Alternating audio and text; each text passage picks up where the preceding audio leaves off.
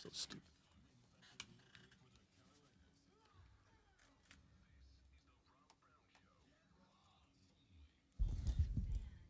Good morning. Let's get the pain out of the way early. Why'd you do that? Because I had turned my mic on already, and instead of turning it off to tap the windsock onto the mic, I decided to do it real gently. Let's get the pain out of the way. I'm following. I was gonna say I'll leave now then. No, not that pain. That's the good kind of pain. Hurts so good. Come on, Lonzo, make it hurt so good. I definitely want to leave now. I'm following training camp around the National Football League, as I have to assume we all are. I'm following training camp around the National Football League, and I like to, I just like to check in. A lot of camps are putting up extravaganza videos right now to show you just how super duper awesome your team's going to be this year. It's the perfect football time of year because everybody's undefeated. There are 32 teams in the league that have a shot at the Super Bowl right now. Woo! It's exciting. We're gassed up. Preseason starts tomorrow. In 24 hours, we will have 14 hours left to go. I had to do the math in my head. Adding 12 to 2 is tough to do.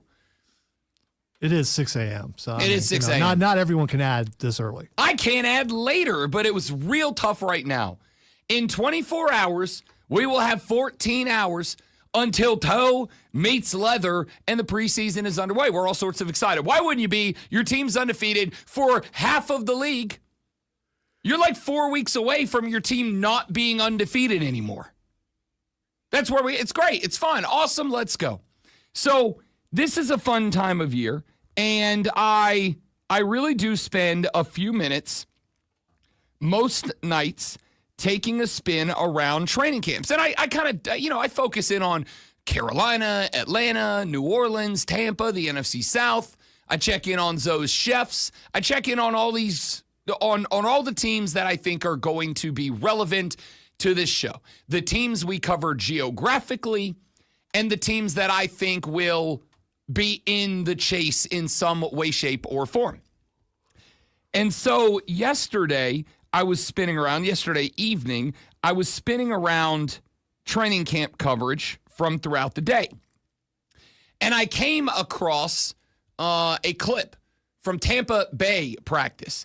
And it kind of hurt both like my feelings and my hips and lower back a little bit. Jenna Lane is a reporter for ESPN locally covering the Tampa Bay Buccaneers. And she did an interview with Tampa Bay star wide receiver Mike Evans. And she was, like training camp is for most, I will say for most of us. For a lot of us, it is about football. I'm breaking down Hunter Renfrow film like it's the Zapruder films, right? Like I love this time of year because I think there's a lot you can learn about what players and teams have gotten better at, gotten worse at, taking a step forward, taking a step backwards. I am fascinated with what's happening with the Chicago Bears right now. I'll talk about that a little bit later on in the show. But it is also for not diehard football fans, right? For the casuals. And again, casuals is fine. We love casuals. There's room for casuals in this show too. For casuals, training camp is getting to know you, getting to know all about you season. Like you're getting to know the guys on your team, whether they're the new guys or maybe you're learning some new stuff about old guys, whatever. So Jenna Lane did an interview with Mike Evans, and it was kind of a getting to know you fluff piece, right? Which is fine. There's room for that in coverage too. We love sports, but we like to connect with the athletes. It is no secret in the industry that I am in. it is no secret that human interest stories matter. And even when I'm talking X's and O's and formations and audibles and motion and tactics and all the big time stuff, I also usually try to tie it into the human interest element somehow because we love some drama. And in order to have some drama, you got to know the guy you're talking about to make you care. If he's just a faceless dude with a helmet on, you're not as connected as if you, it turns out, have the same band is your favorite band, or you like the same food, or you got the same, bedtime or morning routine, or whatever connects you with these guys. So I'm flipping around last night. I'm like, let me check in on Tampa Bay. I try to stay really connected with the NFC South squads. So I'm like, let me check in on the Bucs, and I come across this very short clip from Jenna Lane. And she's basically asking Mike Evans, who has been with the Buccaneers for a very long time now. He got brought into the Bucs organization in 2014. Like, he's been there a while. So she's talking to him about his camp routine and his pregame routine and how he makes sure that he's working through camp with the same intensity that he's going to attack the season. Cool, all well and good. And she's like, so, what kind of stuff do you use to make sure you're in the mood for the footballing?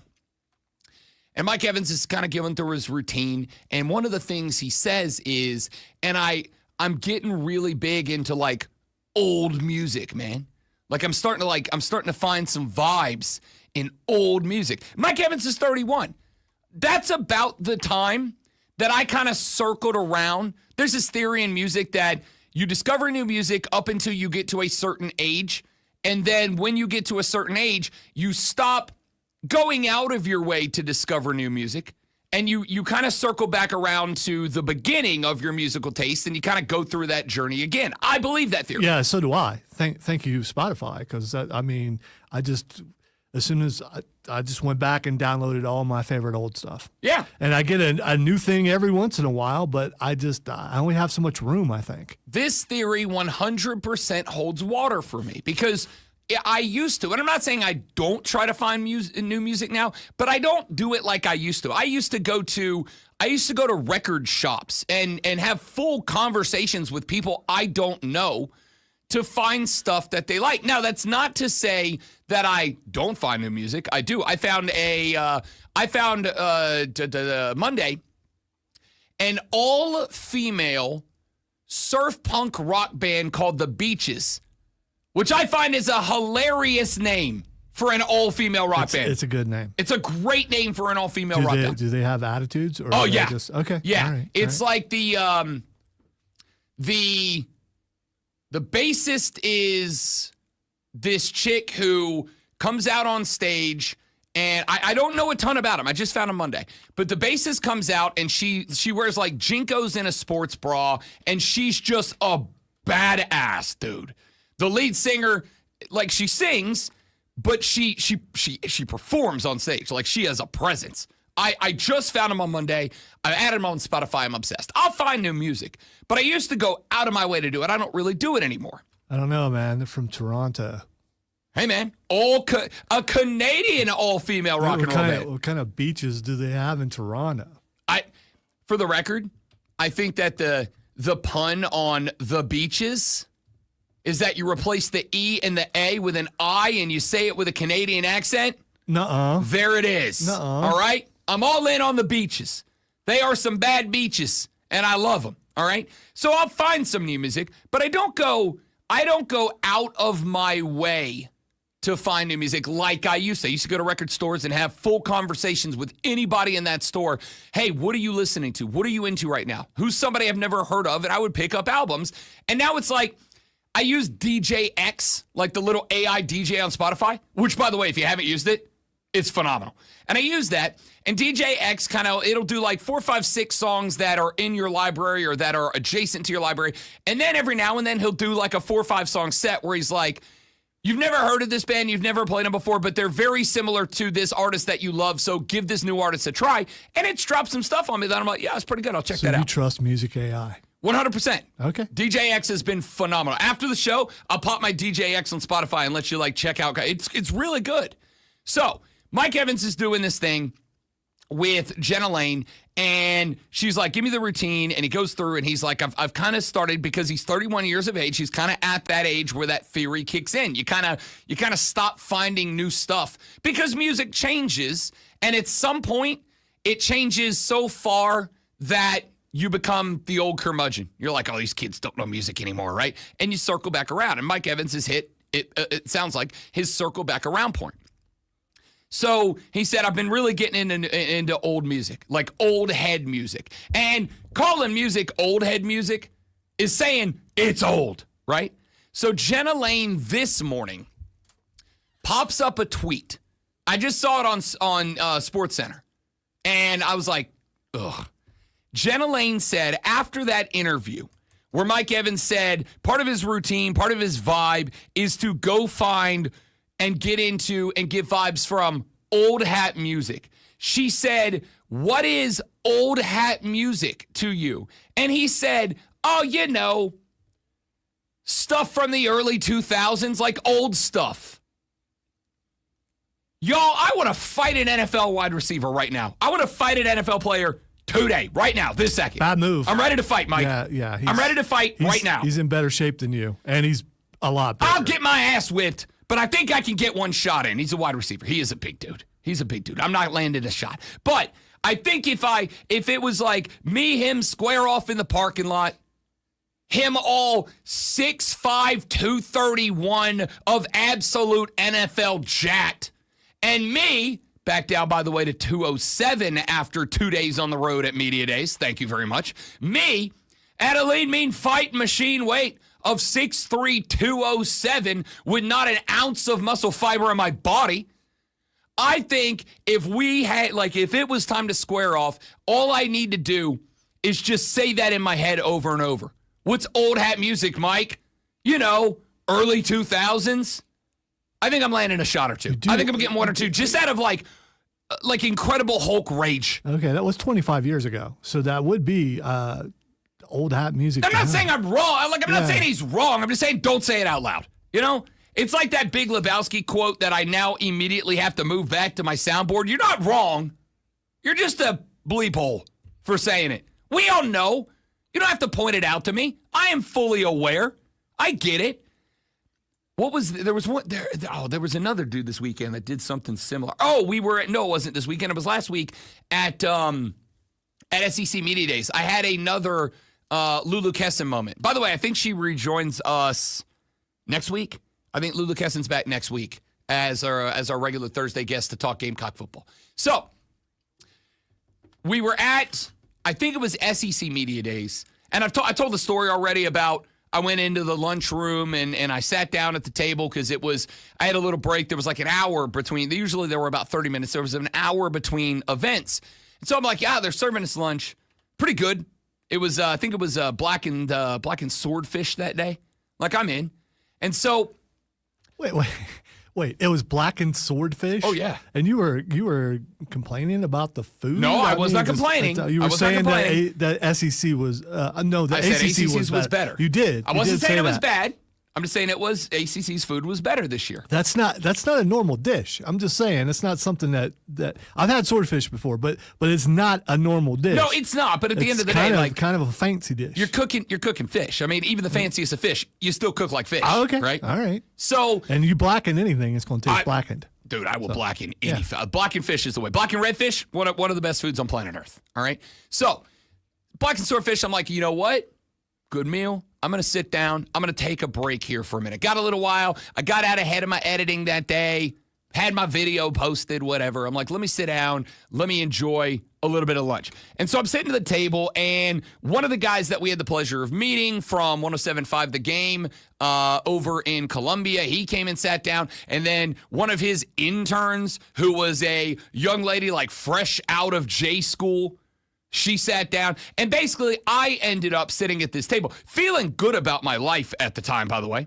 I'm now sitting at this table with like a dude who's maybe in his 30s, two girls that are like clearly they're like 22, just graduated college, and then a couple of other youngsters. I end up being the old hat at the table. And I don't remember how the conversation came up, but we got to talking about music. We got to talking about music, and we ended up talking about artists that we liked, and I think it really was just us trying to find like some crossover, right? Like what do you listen to that also I listen to? What's new that maybe I can say, oh yeah, that's like this band. We were talking about music. A lot of people in this industry really like music because it's a creative space. Like it is. We're all sports based. We all like to pretend we're big jocks. But this is a creative space, and music matters a lot. So we got to talking about music, and I asked at one point, and I don't remember how we got here, but I asked them about, I want to say, the Foo Fighters, because obviously the Foo Fighters are one of my favorite bands of all time, like a wildly influential band in my life. And I think I asked about the Foo Fighters, and one of the two girls was like, no, I've never listened to them, but I've heard of them. They were a little bit before my time. That's my dad's favorite band. And then I had the realization that if I would have had a kid at 18 years of age, at 18, if I'd have had a kid out of high school, as a lot of you listening did, that was kind of a thing. Like that was kind of the time you started settling down and having some cheering. If I'd have had a kid at 18 years of age, my kid would have been sitting at that table with that girl the same age as her. Y'all, when I tell you my left knee started hurting all of a sudden, like I think that might have been the day that I gained the superpower of being able to tell you, it's going to rain soon. Like, I think that might have been it. I don't know. So thanks, Mike Evans, for ruining my morning before it even started. It's not ruined. I don't care. It's a joke. Haha, funny. We're talking sports. We got a lot we got to get into today. Right. It's kind of a joke. It's kind of a joke. It's not a joke. It's all factual and true. It didn't ruin my morning. I don't love it, is what it comes down to. It didn't ruin my day, but it didn't help it. You know what I'm saying? Once you get to 45, it'll settle in, and that stuff won't bother you anymore. I feel like it's kind of already started to, like I can feel myself growing less angry about it on the daily. I find myself growing less angry about it. Not angry, but just less. I'm kind of getting to the point. But I also know that this comes with the territory of I am starting to hit I'm just going to say what I want to say to whoever I want to say it to, period. We pulled up to a red light the other day. I was driving with the wife, and there was a dude, and he was like swerving in and out, in and out, in and out. So we pulled up to a red light next to the guy, and the guy's like clearly not just on his phone, but he's holding it at eye level while he's driving. And so when I pulled up to him, I did the universal put your phone down sign. You know, you hold out the thumb and the pinky, and you turn it upside down, and I did that. And he rolls his window down. And Courtney's like, do not roll your window down. And I'm like, yeah, no, I'm going to roll my window down. So I rolled the window down. And he's like, you got a problem? And I'm like, yeah, you're driving like an a-hole. You're all over the road, bud. You swerved in my lane like 3 times. And he's like, I didn't leave my lane. Sir, with all due respect, I was watching and you were not. And then it escalated into him dropping an F-bomb on me. And I'm like, look, have a nice day. But I've just hit the point where like, yeah, I'll roll down my window and tell you you're driving like an a-hole if you're driving like an a-hole. So I think that there's a ratio there of like, I'm growing less angry about the constant stream of reminders that I'm now in my 40s, but I'm also accepting it in most people aren't going to do anything. Just tell them they're being a jerk, and maybe you're the one that's going to wake them up and save them from being a butthole all the time. All right, we do have a lot of sports we got to get to today. I promise you. We're going to get back to the NFL. We talked a lot of Carolina Panther offense yesterday. Let's talk some defense today. I went yesterday down the contending for the college football playoffs, college football teams, and I picked the biggest, scariest non-rivalry game on their schedule. I'm going to give you those for some of the top 25 teams I think are in the mix. We got that coming up for you later on in the show. And I'm going to ask you a question we are going to take throughout the day. If you can steal one element, Not like their whole game, but one element from the game of one pro athlete, and you can have it for one day.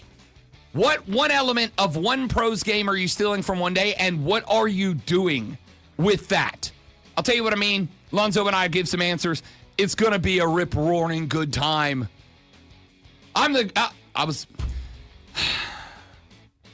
that senior citizen brain kicking in. I'm Rob Brown. He's the great one, Lonzo. You're you, and we're glad you are. It's the Rob Brown Show on the Fan Upstate.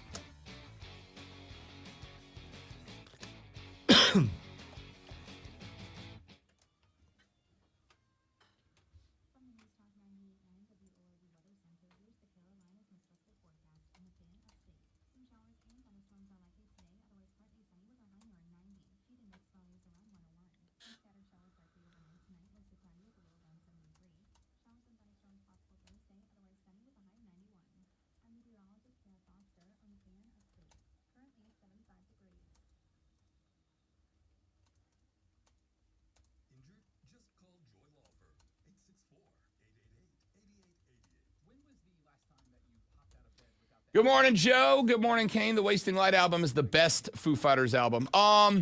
You know what, Kane? And as long as you have been a P1 in the Armada, and you are P1 in the Armada, as long as you have been a P1 in the Armada, I can say with certainty, this might be the one thing you've said that we're like way on the same page together.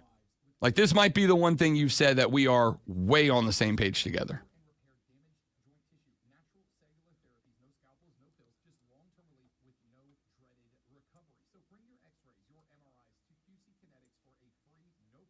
All right, let's move some of these clips over. Y'all stay right there. I'll be right back.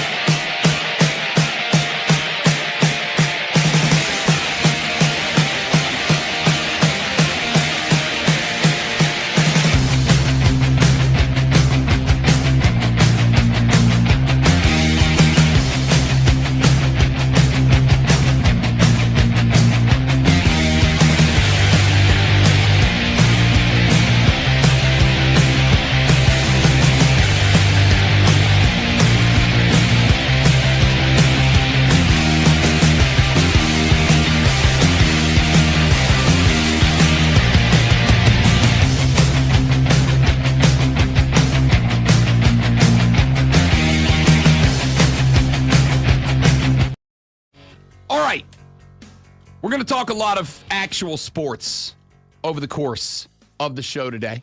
I'm also rebuilding my soundboard. Hey, Mike Evans. Who's an a-hole? Who's an a-hole? Oh, sorry, I didn't mean to click it a second time, but it stands. All right, it stands. All right. I'm in a group text with a bunch of the fraternity brothers from back in my college days. Shout out, brethren of Tau Kappa Epsilon, the Teeks, a.k.a. the Geeks, Lambda Iota chapter. So. Wait, Your nickname was the Geeks?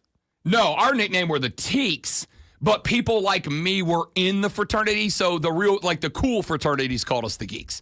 And we were good with it. We were good with it. We weren't your standard polo popping, jungle juice drinking frat boys. So you were basically in Lambda. So, yes. Okay. Yes, to some degree, 100%. We were the nerd frat. Let's put it this way. We never got paired up with Delta Gamma during formal season, if you catch my drift. Okay, I was not in the nerd frat. I was in Zeta Phi, which were the Rats, which were where all the football players were. Yeah, we were not. Yeah, we were not. I mean, I'm in a you used group to make text. fun of Me, 100%. You did. Yeah. You absolute jerk. Although the nerd, this last thing to say, the nerd fraternity on our campus had a stand-up cabinet of Joust. I don't know if you've ever seen Joust, the video game. I know. I knew what you were talking about. I don't know that I've seen You're that on the game. back of ostriches and you're jousting. It's a cool video game. That's a throwback reference from the great one. I was in the nerd fraternity, but I will also say that the good news is it worked out because I have got genuinely like some sincere lifelong friends from my time as a geek. So we have a group text, me and the boys. In a fraternity I haven't been an active member in 17 years, 18 years, whatever it is. And the other day... You could hear, like, the abacus. Yeah, in it's... your bricks, like, move it this hurt. one over and do this. It hurt a lot. We have this group text, and the text is... It's just bros in the chat, right? It's evaluation of Sydney Sweeney. It's... a lot of football, baseball, basketball, soccer talk. It's a lot of sports. It's just boys being boys.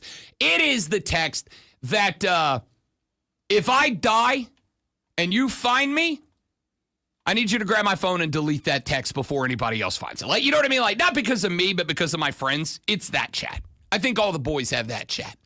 So we regularly have these random conversations, and I don't know where this one came from, but one of my fellas down in the FLA popped a question in the chat that we discussed and debated for hours.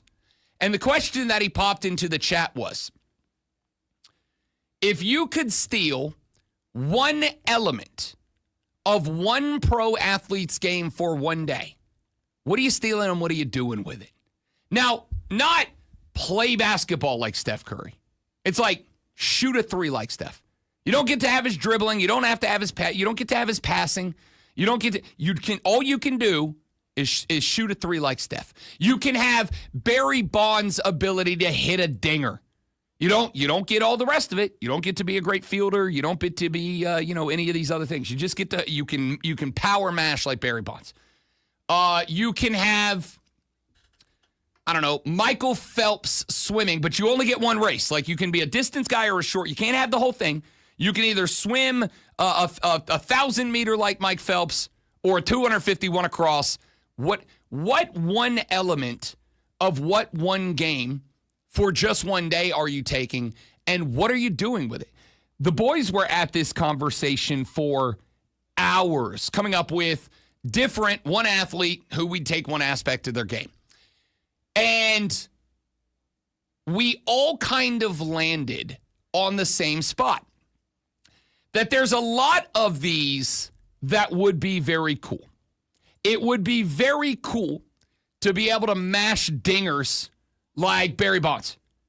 It would be awesome to be able to hit a baseball like Barry Bonds, to send baseballs into another plane of dimension. That'd be awesome.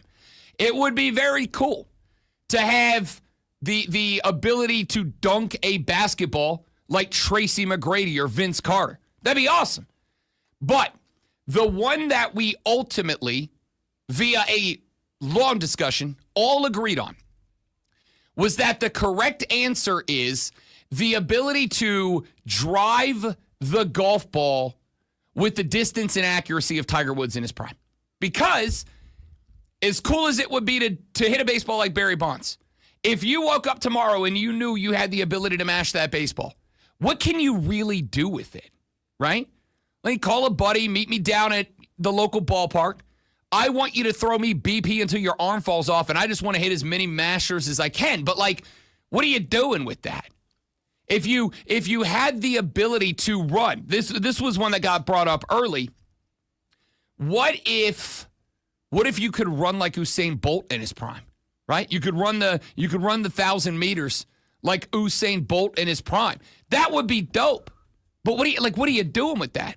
Are you going to run up and down your street a bunch? You're going to go run up and down the side of the interstate to race again? Like, what are you going to do with that? It'd be very cool to experience what it is like to be the fastest man on planet Earth. But, like, what are you doing with it? All right, I got one. I would like to have early on Kyrie Irving's ball handling skills. That's a good one. And just go down to my old neighborhood back in Ohio, go out to the ball court and just exhibit that. Just go out there and wow and amaze everybody. Never take a shot and then leave. That's one I would land on. That's one I very heavily considered is give me Allen Iverson's handles. Give me AI's ability with the basketball. Give me his handles. Not even his passing. Just give me you get one element. Give me his handles. Give me AI's grip. Because with that, you better believe I'm going down to the local Y, or I'm calling up one of the local high school basketball coaches. I'll be like, yo, I need to get in your gym, and I need you to call every hooper you know, because I'm about to put on a clinic. And then when that one day is over and I'm done, I'm never picking up a basketball again. I'm leaving a legend out there, right? Like, that's a really good one.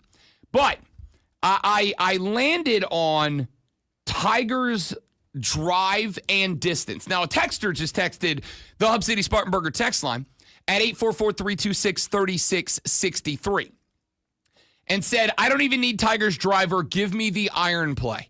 And I want you to know, texter, I considered that too. I'm like, hey, maybe I'd take Tiger's clutch putting, right?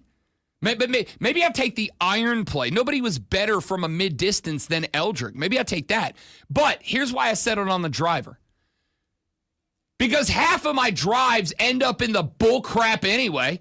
So, like, half my seconds aren't on the fairway, which means I got a day that I got the iron work of Tiger Woods, and half the golf balls I hit are not using that, right?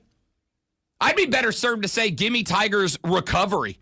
Give me Tiger's recovery out of the rough, out of the woods, out of the sticks, out of the dirt. I'll use that more, right? I would love to have the iron play. But here's why I got to go driver.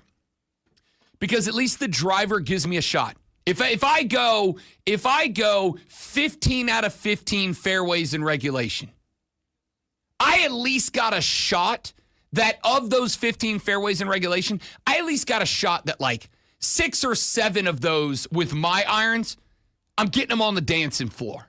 I'm getting them on the green. I'm putting them close enough that I've given myself a chance, right? And on top of that, if you take Tiger's length off the tee, remember, there was an entire era of golf where they were having to redo long-established golf courses to make them longer.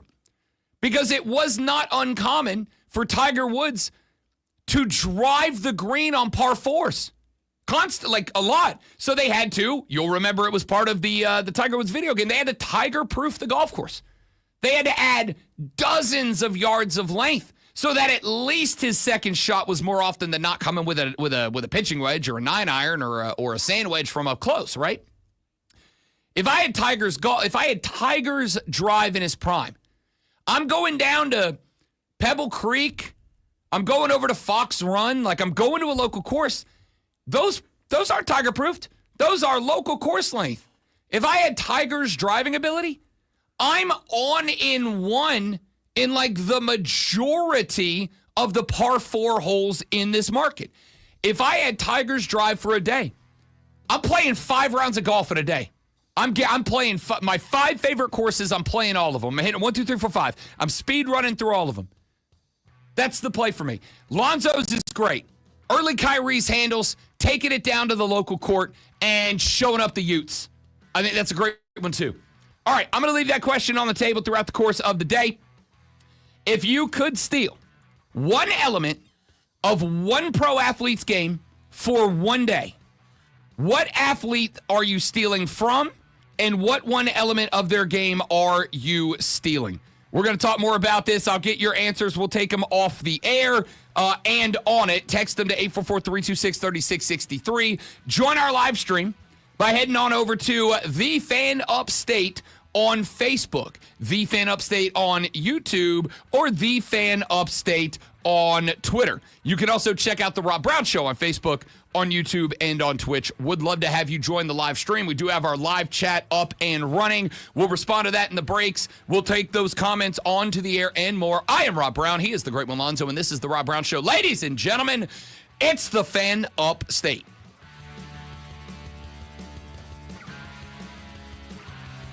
If Lonzo has AI's handles, does he also get his knees? He'll need them. I said Kyrie Irving. But, he did say Kyrie. I said AI. Yeah.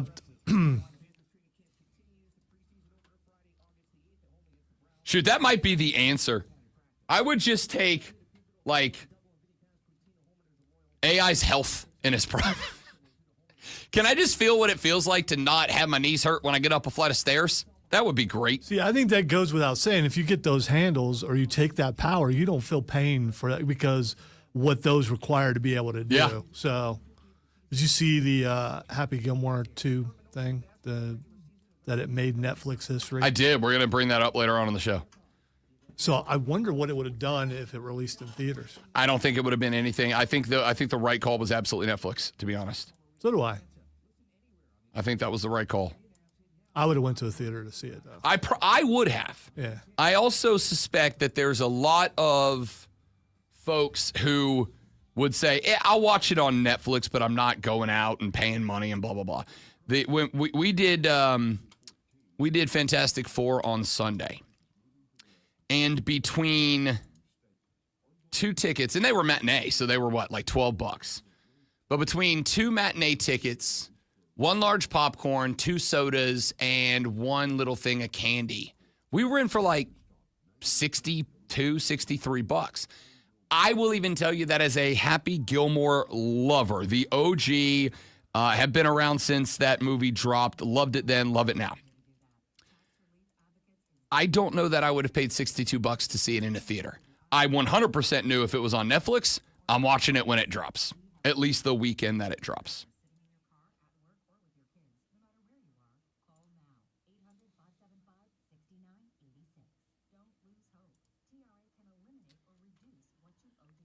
Dun, dun, dun, dun, dun. Dun, dun, dun, dun, dun.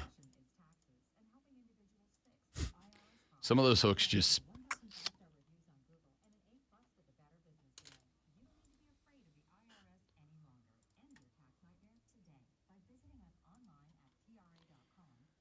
Oh, man. Favre's arm.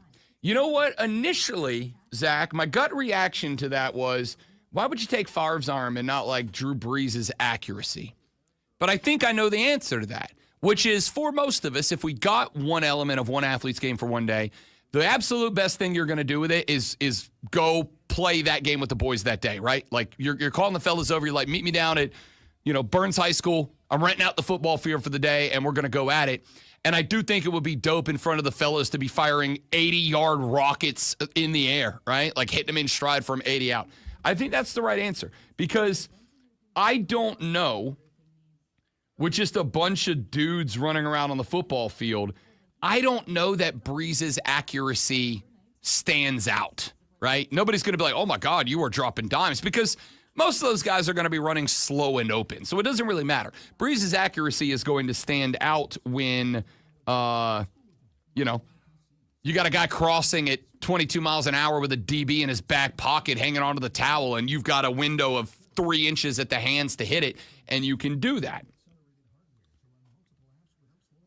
What if you could have Uncle Rico's power for one day? To throw a football over them mountains? Yeah.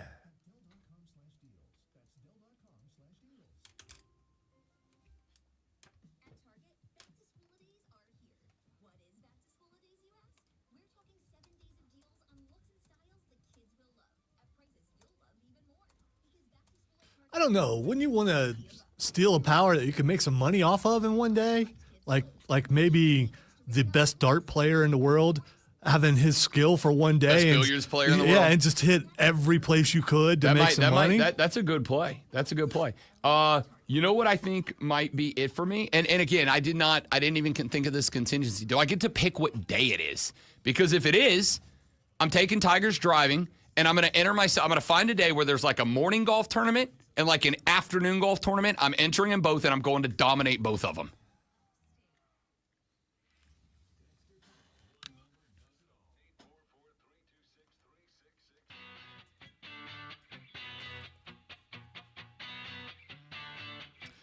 I would like to congratulate me. And I would like to congratulate all of you. Because you may or may not have noticed, it may or may not have registered to you. I have not talked about the Atlanta Braves in a week. I have actively avoided the Atlanta Braves. We have been back from the All-Star break for over a week now. I haven't mentioned them at all. They were on a 5-game losing streak. They got a win 2 nights ago in game number 1 against the Royals. They went out last night. They lost 9-6. I can't really complain about it. They had 14 hits in that game, and the recently acquired Eric Fetty got the start. He is 3-11 on the season. This is why I said the minute that trade went through, that's the Braves washing their hands of the season. Now, if that truly was the Braves washing their hands of the season, which I think it was, you do not go get a 3-10 pitcher from a team that is hanging out in the middle bottom of their division. You do not add that guy to your roster unless you are, and for the record, the Braves are totally out of starting pitchers. The only guy from opening day that is still available, well, there are now 2, Strider and Elder, but the only guy on the opening day starting rotation that has not missed time on the DL is Bryce Elder. So if you went down and got the Cardinals, who are just a game over 500, you went and got Eric Fetty, that's a punt. We're done. We're out. Unless you think that Atlanta, at 45-61 now, 16 games back of the division, and now congrats, Bravos, just a game and a half up on the Nationals. Unless you think that they're like, well, let's wait all our pitchers get healthy. But they didn't, because they sent Grant Holmes to the 60-day DL. They're shutting him down probably for the year. And it may end up being that he needs Tommy John or some kind of elbow surgery and rehab, which fine. Like at this point, set everybody down like everybody. Well, as much as I have just kind of accepted that this baseball team is bad this year, the season is over. I accepted we weren't going to the playoffs 6 weeks ago. I tried to talk you all into joining me. Some of you have remained hilariously, foolishly optimistic about the chances. Oh, when Strider gets back, when Ronnie gets back, when this guy gets back, when we do that, we're back in it, Rob. No, you're not. You stink. All right? Now you're going out and you're sending cash to St. Louis. I assume something between like $7 and $12 to St. Louis to pick up the worst pitcher on their rotation. Cool. All right. I'm good with the punt. But then, if I'm good with the punt, and I am, I now have a big-time problem. Because last night, Ronald Acuna Jr., who I am getting to the point of believing we just have to accept he's fragile. We just have to accept that Ronnie is not a tough dude. And I don't say that in the tough way like challenging his manhood or challenging. He's fragile. He's one of those guys. There are just those guys who are fragile. And Ronnie's one of those guys. But if you've got a guy who is a top 10, 7, 5, 3 player in all of Major League Baseball, if you got a guy who is definitely a top 10 player in all of the major leagues, maybe a top 5 player, maybe a top 3 player, depending on who you ask, and you are in a season where you are not going to the playoffs, You're cooked. You're punting. It's done. It's over. You got Eric Fetty. It's done. If that guy comes to you at any point, the guy who missed most of last and the first half of this season because he was rehabbing an ACL tear from last year.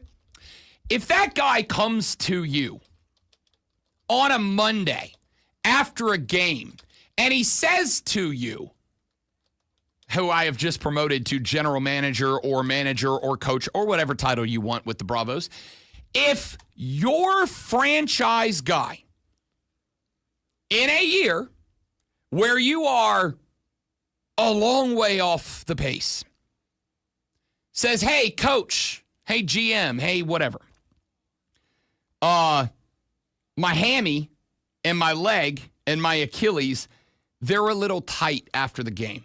I got some discomfort in the leg, in the Achilles and up through the hammy. I got some discomfort. I got some tightness.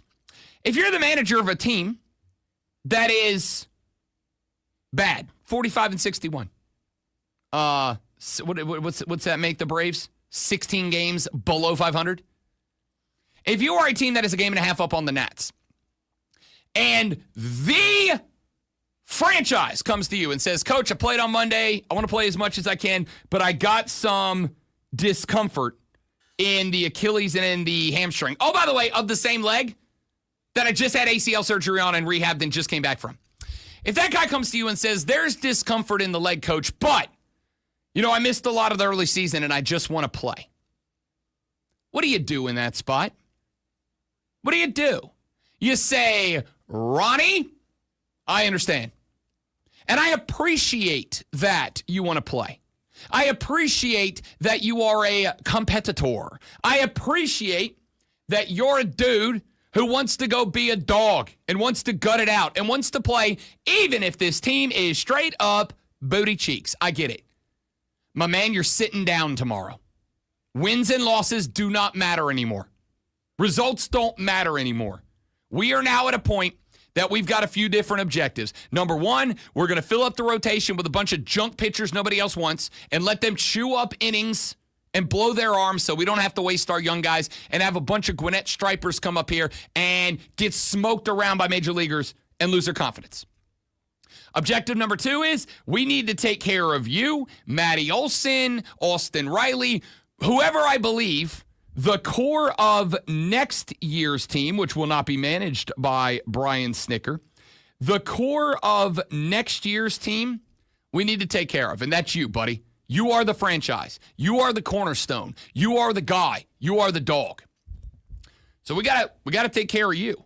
So if you are having discomfort in the Achilles, discomfort in the hammy of the leg that you just came off of ACL surgery and rehab from, I appreciate that you want to play, and I want you to play.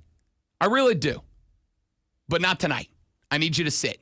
I need you to sit. I need you to hop on a PJ back to the ATL.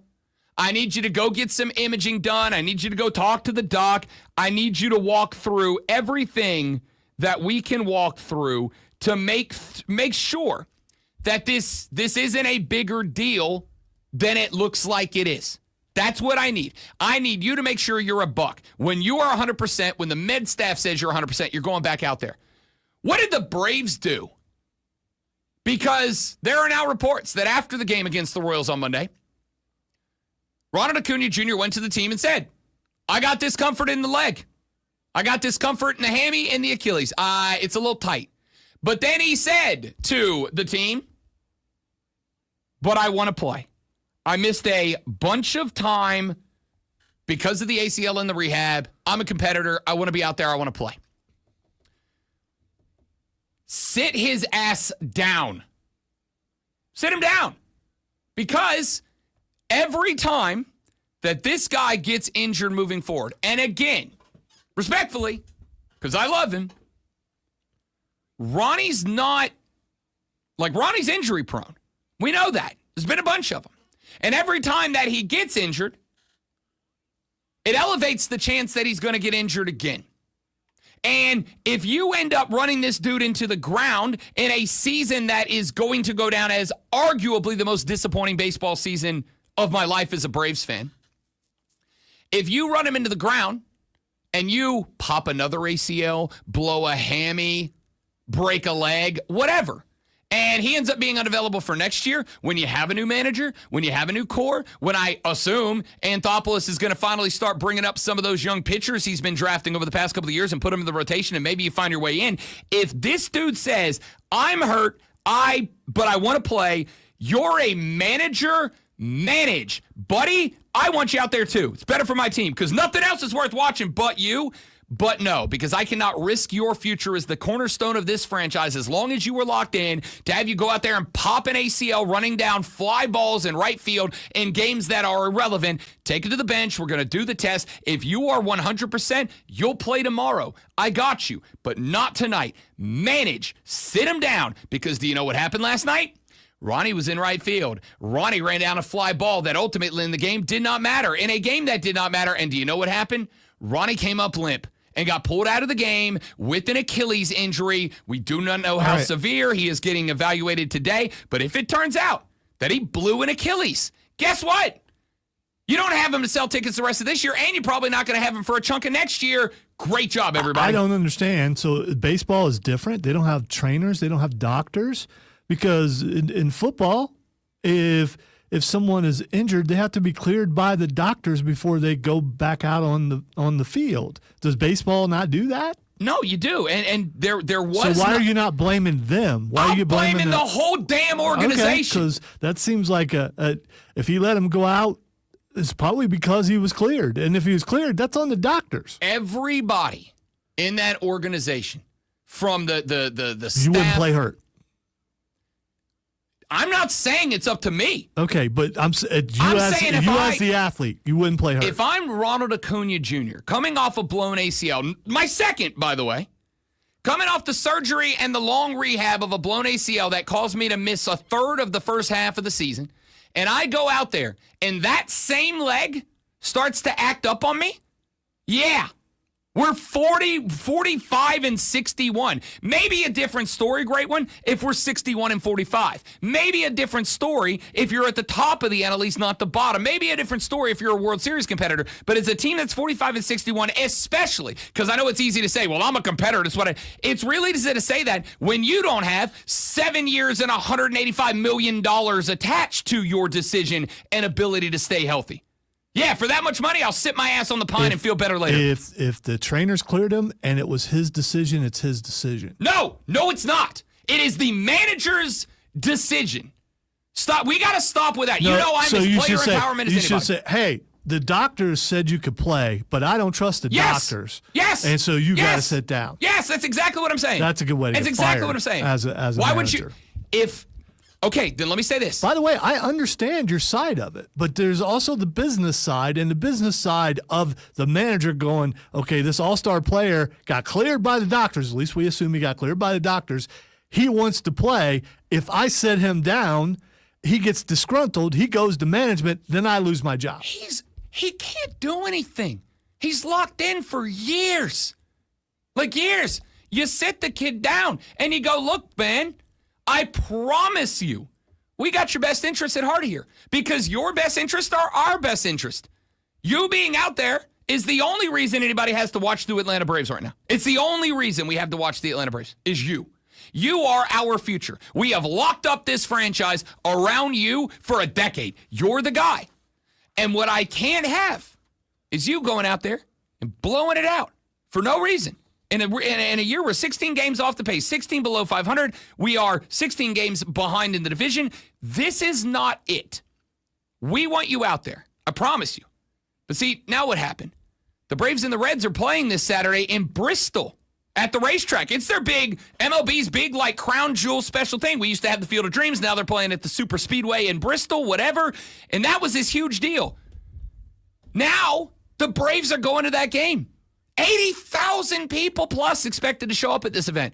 And guess who's not going to be there? Ronald Acuna Jr. because he popped something. I hope it's not a pop. He strained, pulled, whatever. He left the game early, limping off the field.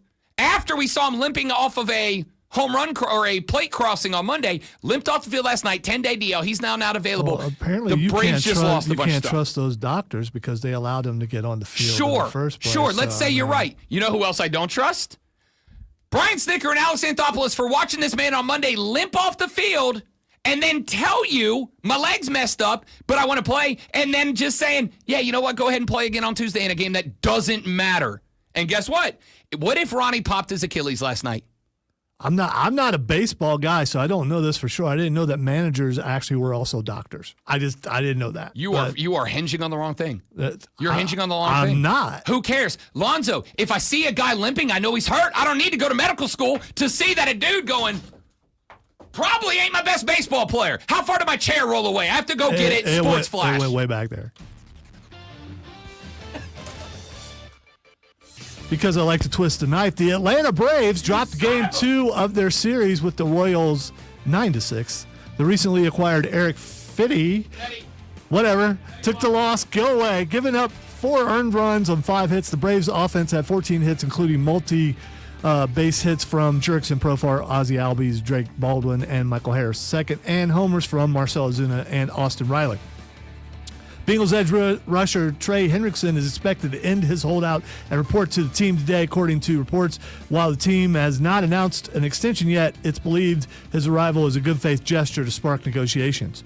And one of the biggest names in international soccer is headed to MLS as the Vancouver Whitecaps have reached an agreement in principle with German Thomas Müller, which Rob had to make sure they signed that out. I mean, he put Mueller.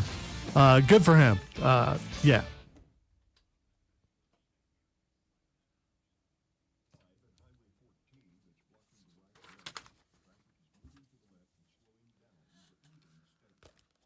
No, I can't say that I didn't read the soccer story. I know I didn't read all of it, but I read, part of it. So.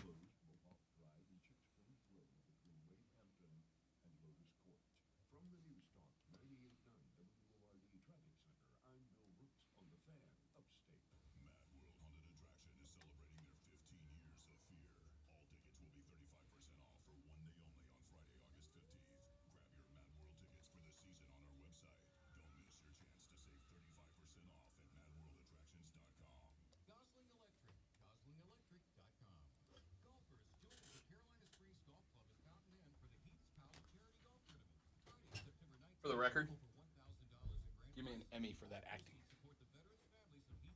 Okay. Best actor in a dramatic scene.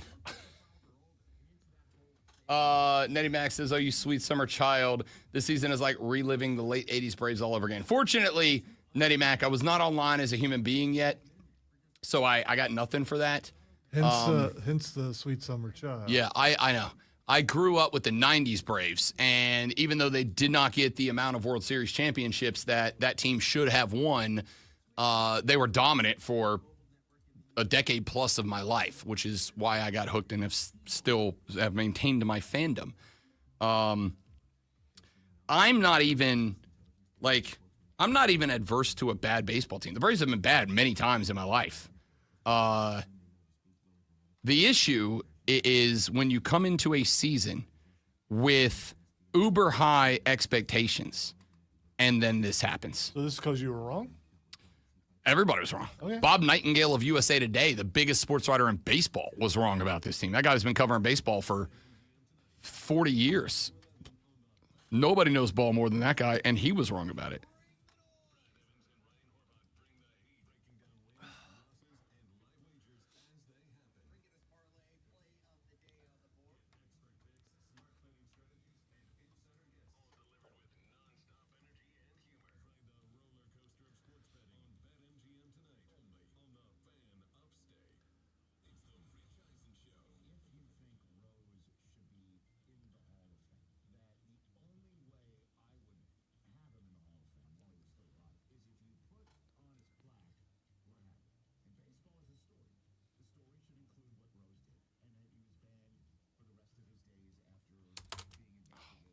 He's just borrowing it. He didn't steal it, because Dude Love would share. Dude Love would share. For the record, This shirt is from a place in Charleston called Jack's Cosmic Dogs. And it is like, I want to say it's like a comic book themed / outer space themed hot dog shop. It's not like super well decorated where you walk in and you're like, oh, this place is awesome. The hot dog slapped. Like slapped. Like slapped. Like I had 2 big hot dogs and went back to get a third so I could try something different off the menu. It was delightful. I don't know if I'd have phrased it that way, but, that's just okay.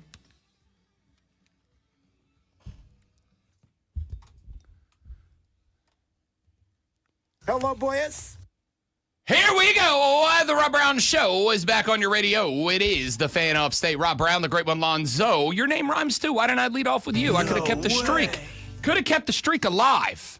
I blew it, and that's why my battle rap career was very short. Welcome in, ladies and gentlemen. Good to have you. You don't have no street cred, man. You can't. I mean, you got to have some street cred. Please. Grew up on the mean streets of Shalimar Point Golf and Country Club, son. We were tough down in the Shaolin. You don't mess with them Shally boys. Shaolin, as in, okay. That's what we called it. Did you really? We also made an S like this. Is that an S or a Z? That's an S. It looks more like a Z to me, but, Shaolin, baby. Shout out to Shalimar, Florida. How come you don't have a Shaolin haircut? I want to see one of those. All right. We are rocking and rolling through the radio broadcast today. Spent a little time talking Bravos baseball. I also have we don't do questions of the day very often on this show, mainly because while they're wonderful for driving engagement, which is apparently all that matters in my industry anymore, while they're wonderful for driving engagement, we have 12 segments a day. And even if I split a segment into 2 and give you 2 topics in one segment, like, I got room for maybe 14 things at max. And they're, even in the offseason of football, rarely do I have a day where I don't have at least, some of them are dumb, some of them are silly, but at least 14 things that I want to get to. Like later on in the show, when I inform those of you that haven't heard yet, that yesterday South Carolina officials found a wasp nest that contained, this is real, radioactive wasps. I was wondering if you saw Oh, that. yeah. That's on my list to discuss on Saturday. Yeah, for sure. Oh, yeah. I got news for you. Spoiler alert. We're going to discuss it later. Radioactive, as if there's not enough crap going on now. We got radioactive wasps we got to deal with. We're coming to that. Point is, I don't really do questions of the day because even though it's a 4-hour show, we're kind of time constrained. And as the Rob Brown Show is an all the sports show, we got plenty to get to. So, with all of that being said, I have one today. And I have one today because I thought that this question posed to me by a friend of mine and discussed for hours on end earlier this week by friends of mine kind of led to some fun discussion. If you could steal one element of one athlete's game for one day, what element of whose game are you stealing and what are you doing with it? I've landed on mine. I'm taking Tiger Woods' ability to drive the golf ball for one day, and I'm finding a day on the calendar where there is a morning golf tournament at a local course, and there is an afternoon golf tournament at a local course, and I am going out there, and I am winning a couple of local courses. I am becoming a local golfing legend, and then I'm never golfing again. I'm going out there, I'm driving every par 4 in the upstate in one. I'm going out there and I'd like to say birdieing every par 5 because I'm getting close, but the reality is, no, you still got an iron shot, you still got to pitch, you still got to putt. And I'm okay at putting. I'm trash with anything short or longer than a 4-iron. Wouldn't that skill also just kind of leak over into other portions of the game? I think it would impact it, right? Like maybe not putting, but other things that it. Like if I have Tiger Woods' ability to hit the long ball accurately, I probably don't need to bring my 3-iron to the course. Like there's probably not many spots where I'm going to be hitting a 3-iron anymore. Like I don't think if I got Tiger Woods' ability to drive the golf ball to a distance, and also I've got a tournament on a local course. Local courses aren't Tiger proofed. Like most of my drives are probably ending up on the green. On long par fives, maybe I'm landing inside of a, maximum 100 yards. I probably would play with a driver, a pitching wedge, and a putter, and would have a great day. So I'm entering into a pair of local golf tournaments, and I'm going out there, and I'm just smoking everybody and becoming a legend. That's mine. What's yours? Nettie Mac said she'd take the height, and I'm going to grant you the ability to play down low. She said, but the height of Asia Wilson and her ability to see the world from that perspective. I'll tell you this. How tall is Asia Wilson? I want to say she checks in about 6'1", 6'2", I think. So you and I already understand that perspective. Yeah. Okay. Cameron Brink came back. Actually, you know what? I'm glad you brought up Asia Wilson because she, short intro, is a part of this. Are you ready for the playbook of the peculiar, the almanac of the absurd, and the encyclopedia of the extraordinary? Well, you better be, because we're diving headfirst into the 3 top stories that will have your coworkers saying, Screw you guys, I'm going home. they take their first bathroom break. No. Here we go. Welcome to the water cooler cheat sheet on the Fan Upstate. Tis indeed the water cooler cheat sheet, the top 3 sports stories that you need to know.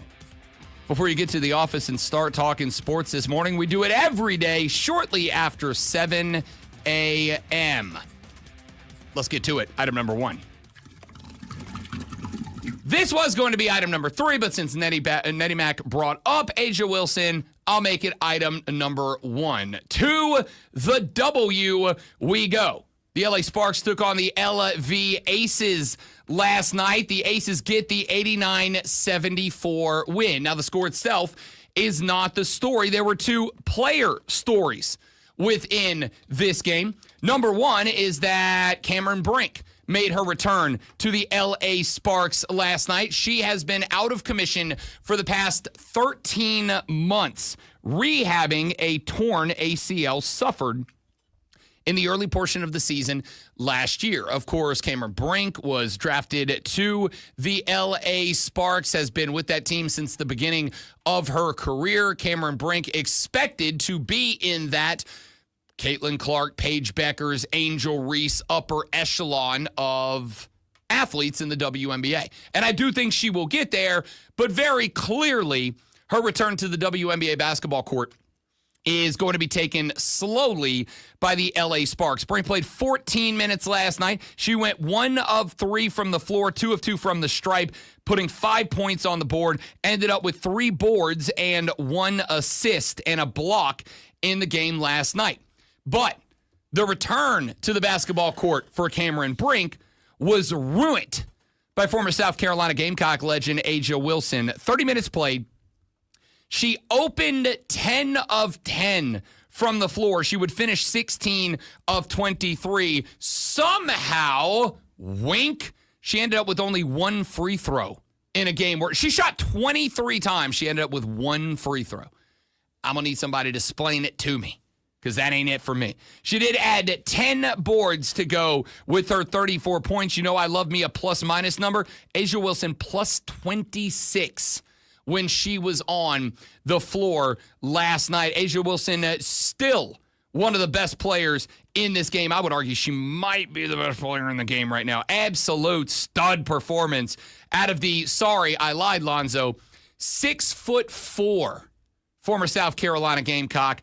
The round 1, pick 1 selection back in 2018. Cam Brink's return ruined by a former Gamecock, and what a showing it was. Let's get to item number 2.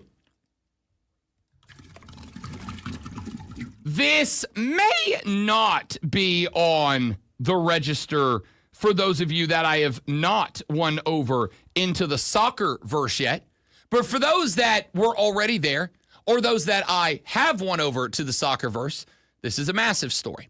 The Vancouver Whitecaps are closing in on a deal to sign former Bayern Munich and German international star Thomas Müller. That, according to ESPN, that contract expected to be finalized sometime in the next few days. It is on delay.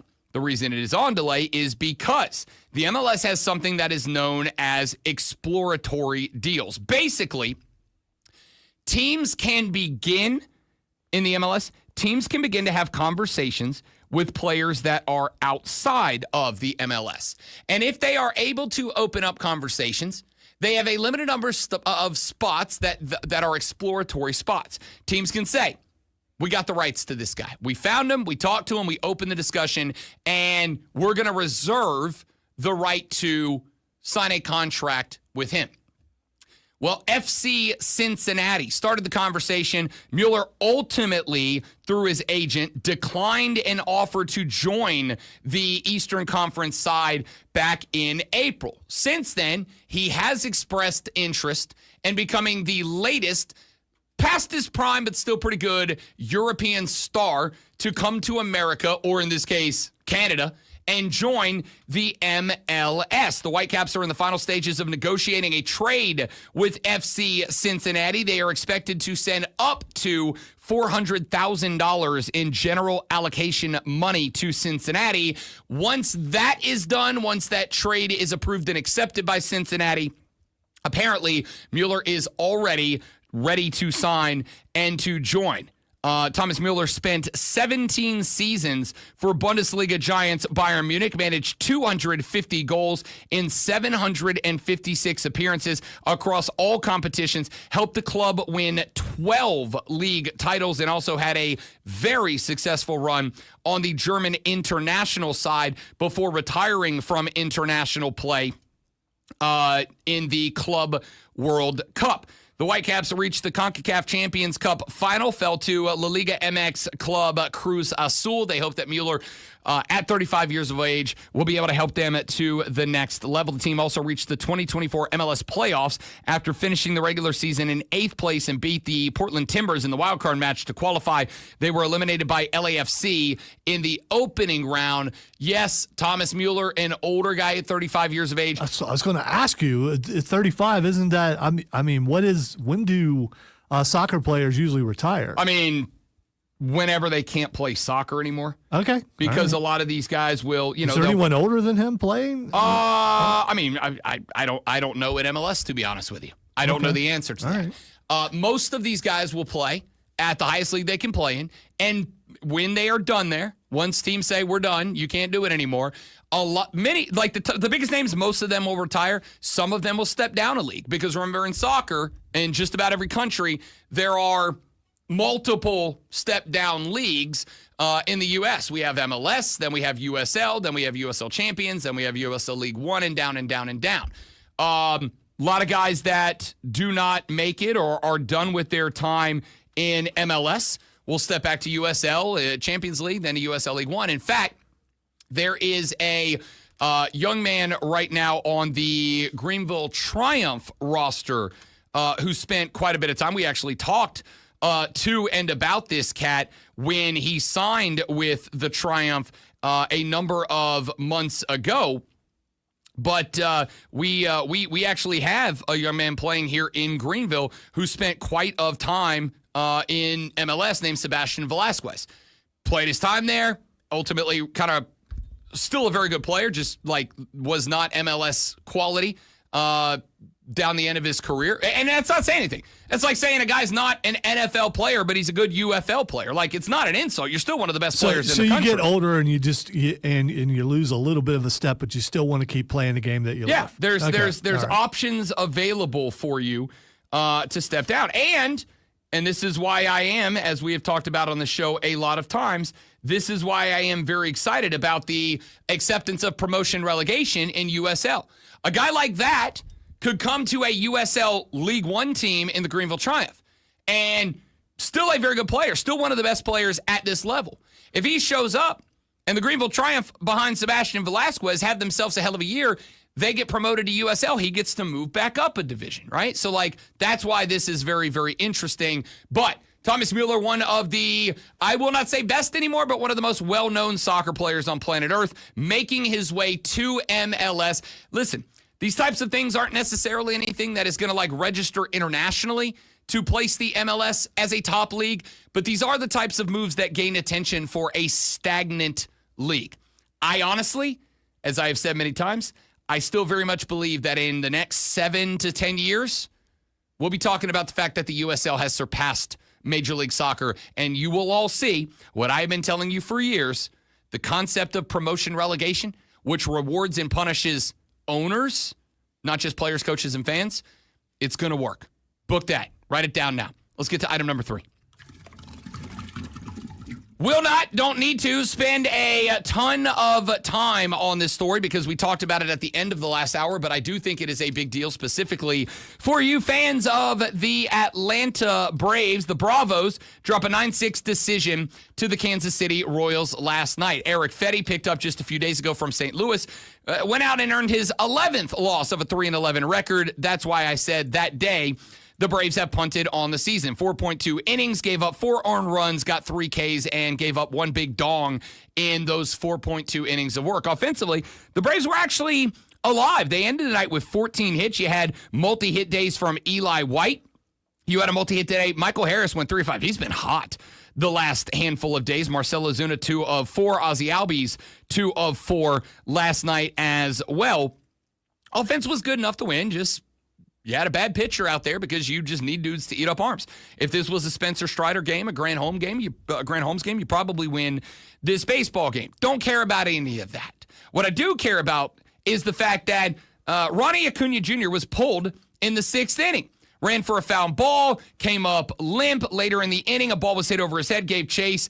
After that, when it was clear he was in some level of discomfort in the leg, he left the game. Now, maybe you go, that sucks, Rob. Freak accident, right? Yeah, I'd like to think so. Except for, I'd like to flash you back to Monday's game. Monday's game, Ronald Acuna Jr. on second base. We all know that Ronnie on second is the equivalent of most MLB players being on third. A foul ball that was, or a ground ball that would score a guy from third, a lot of times it's going to score Ronnie from second. Ronnie rounded, he went home, and when he crossed the plate, he was very clearly in discomfort. He would finish the game, but he was very clearly limping around a little bit. Ronnie told the team after the game that he had discomfort in that leg. You know, the leg that he had ACL surgery on and missed the first third of the first half of the season because he was rehabbing that leg? Yeah, he said he had some discomfort. And the Braves said, you'll be all right. Head on out, big dog. Go get some. We believe in you. Now, in fairness, part of that conversation was Ronnie telling the Braves, yeah, it's a little discomfort, but like, I've missed a lot of baseball I'd like to play.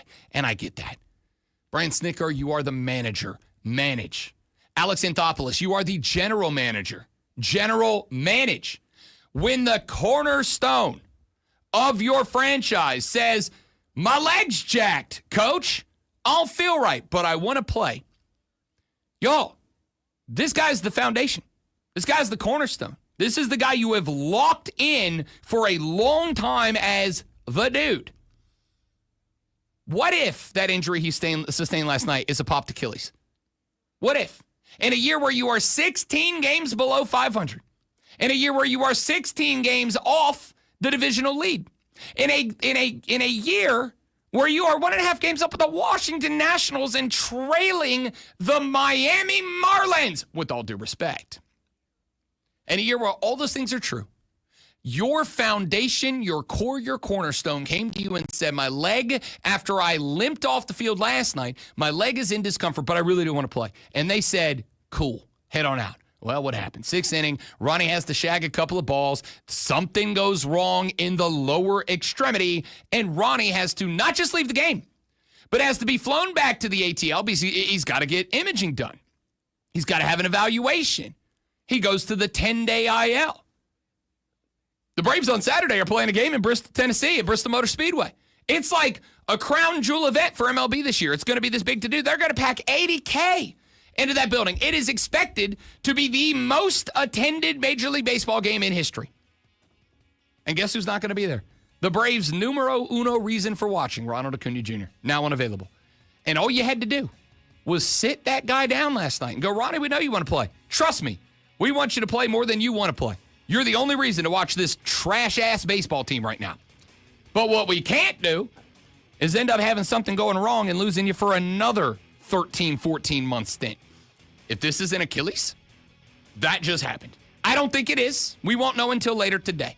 But if that's what it is, and that's the price you paid, I don't want to say good.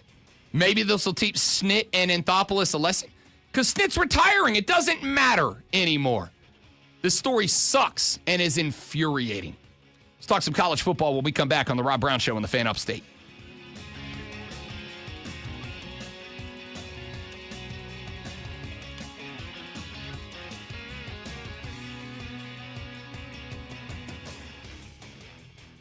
All right, y'all stay right there. We'll be right back talking some college football on the flip side. Don't go nowhere.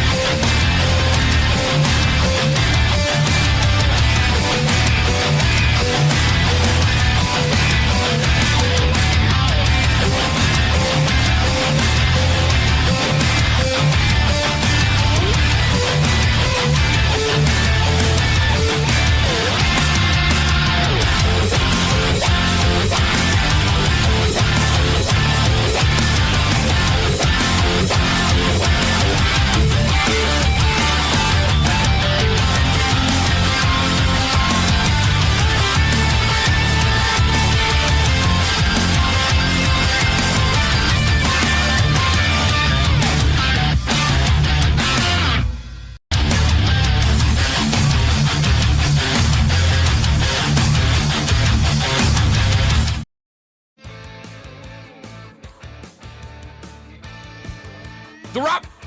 Damn, 2-2. Oh, no, it's 2-1. I don't know how. 2-1? Yeah, I don't know. I thought you had 2 yesterday. Uh, Just one? Okay. 2-1. I had one on Monday. I didn't have any yesterday. Okay, 2-1. Rob Brown trailing now in the who screws up the most game.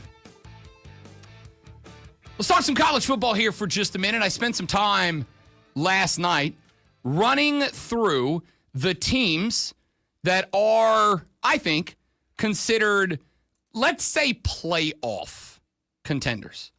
And I wanted to go pick out the most difficult game on the schedule that's not a rivalry game. I really should say the most dangerous game on the schedule for every contender that's not their rivalry game. So when we do Ohio State here in a second, we're not picking Michigan. We all know that that's one of those any given the game Saturdays that a lot of times the not as good team beats the better than team. So I wanted to pick out the most dangerous game on the schedule that isn't a highlight game, I guess is the way I should put it. Not a rivalry game, isn't a highlight game, right? We all know Clemson and South Carolina, like that's their circled in red game. But I wanted to pick out the most dangerous game, the game that if this team misses the playoffs because they had that one loss that kind of dinged them up too bad, is that possible game. So here's what I came up with. Let's start with the Buckeyes of Ohio State. Now I'm going to finish with the way that last year's rankings finished up, but we'll move teams up and down as we need to. Looking up and down the schedule for Ohio State, knowing that there are, I think, Zoe, 3 games that are highlight games here. We know you're opening with Texas at noon on the 30th of August. By the way, 1 month to the day from that game. 1 month to the day. That day is going to be amazing. There's every window has at least one potential national championship preview in it. It is very difficult. People don't understand how hard it is to be working on Saturday, especially that very first week. And I know you'll have the games on while you're doing your show. I'll have them on while I'm doing my show. It's not the same as being able to give them their entire attention. I totally agree. And those first few weeks are really hard, and you start getting used to it again. But this is why I love noon games and why you don't like them. I hate noon games. Play the games at night where they deserve to be played. Games like this should all be night games. Now, that being said, I am rearranging my entire brocade for that Saturday. I've got, at the brocade, for those of you that have seen me when I do shows from the house, I've got a big TV that I use as a computer monitor / I stack games up on the side of it to watch.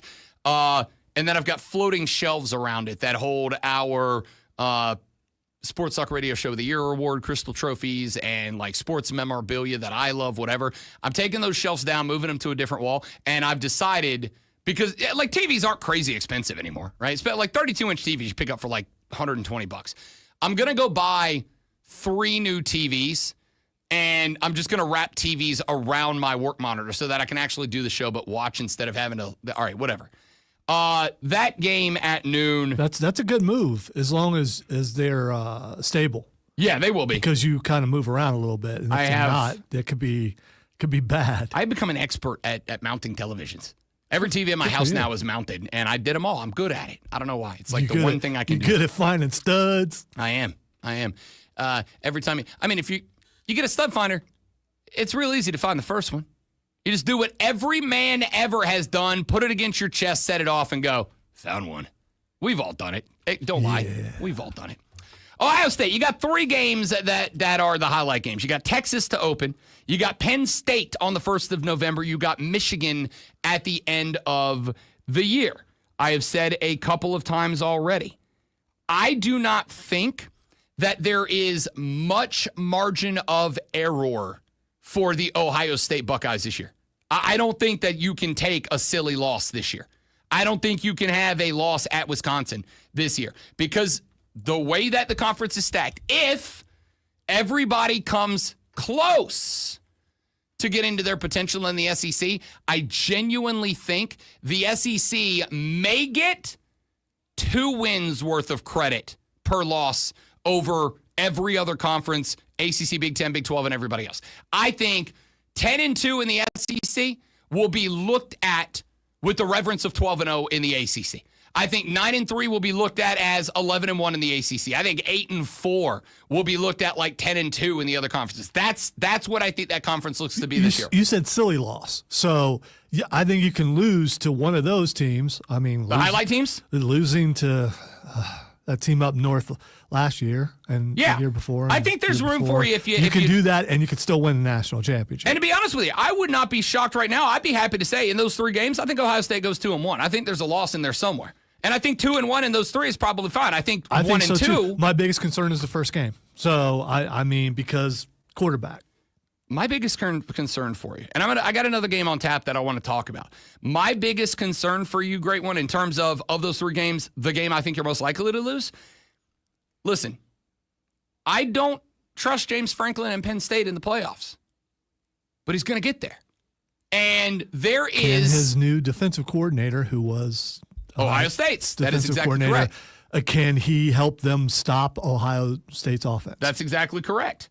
There is no defensive coordinator in the country who is going to be more familiar with the Buckeyes than Penn State's. And on top of that, the narrative every year is nobody trusts James Franklin at Penn State.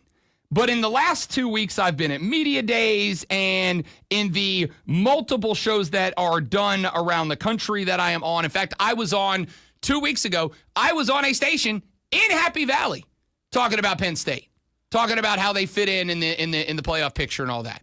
And I asked the question. I said, let me ask you. And I was asking the dude that was doing the show. I said, let me ask you this question. Is it just me? Or does it feel like the conversations about Penn State this year, even with James Franklin's narrative being James Franklin's narrative, doesn't it kind of feel like the conversations are a little different about Penn State? And I think personally, that's not necessarily because this is going to be like a super different team than the team that came in second in the conference last year, than the team that went to the playoffs, had a big round 1 win, whatever. I think the conversation feels different because even in Happy Valley, they have kind of started to accept that if James Franklin doesn't get it done this year, that James Franklin's not going to get it done. Well, then nationally, it definitely feels different because they're being picked to win the Big Ten and to go far in the playoffs. Maybe even their national championship odds are pretty high too, aren't they? They're like one of the shortest 4, I think, or shortest 3 maybe, or something like that. Yeah, it feels like the conversation is different around Penn State, so that game is worrisome. I'll tell you the game that I am most worried about, though, for you, of the non-highlight games. It's the week before that, October 18th at Wisconsin at Camp Randall. I am worried about that game. Why am I worried about that game? All right, after Texas, you got Grambling and Ohio coming to the crib. You're on the road at Washington. You're back home against Minnesota. By the way, that at Washington game, that one could be kind of dicey, too. Not because I think Washington's in your realm, but that's a tough place to go play football, A.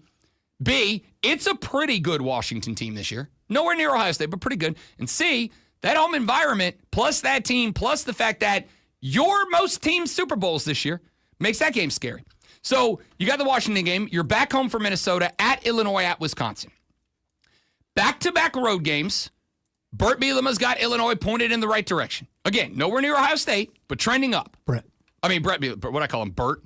Let's be real. Look at that guy. He's a Burt. He does look Can we be honest? He looks he's a Burt. Not in a Burt Reynolds kind of way, but no, a Burt the Muppet. Like Burt kind of way. Like Burt. What up, Burt? Burt Bielema, Brett Bielema, has Illinois trending in the right direction. Gamecock fans know that. I think you could get into a spot, Great One, where you come off of a road game against a very physical Illinois team, and then you got Penn State 2 weeks later, but you got that roadie at Wisconsin right there in the middle. That game scares me a little bit because I think Wisconsin is a better team this year than they are getting credit for. This is the same Wisconsin team that I think has an opportunity to be top half of the Big Ten this year.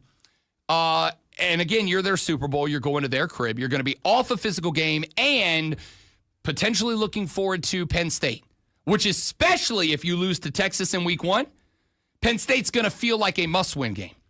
And if you lose to either Illinois or Wisconsin in back-to-back road games, Penn State becomes a must-win game at that point. So if you get caught looking ahead to Penn State after getting into a fist fight against Burt and the Illini, That game's a trap game. That game's a danger zone, without a doubt. All right, when we come back here in just a minute, a little extra time there because there's those Buckeyes. When we come back, let's look at some more contenders and what are the most dangerous non-highlight games. Texter said, Spike said, can't you call them trap games? Yeah, but like that doesn't have the same radio catch, Spike. I got to give it a little zhuzh. I got to give a little spice, a little pepper on the top to make it compelling. You know what I mean? So when we come back, which non-highlight game for each college football playoff contender could put them in the danger zone? We'll keep running through it. Get to some more teams next on the Rob Brown Show in the Fan Upstate. He is forever Bert now. Yep, no, for sure. For sure.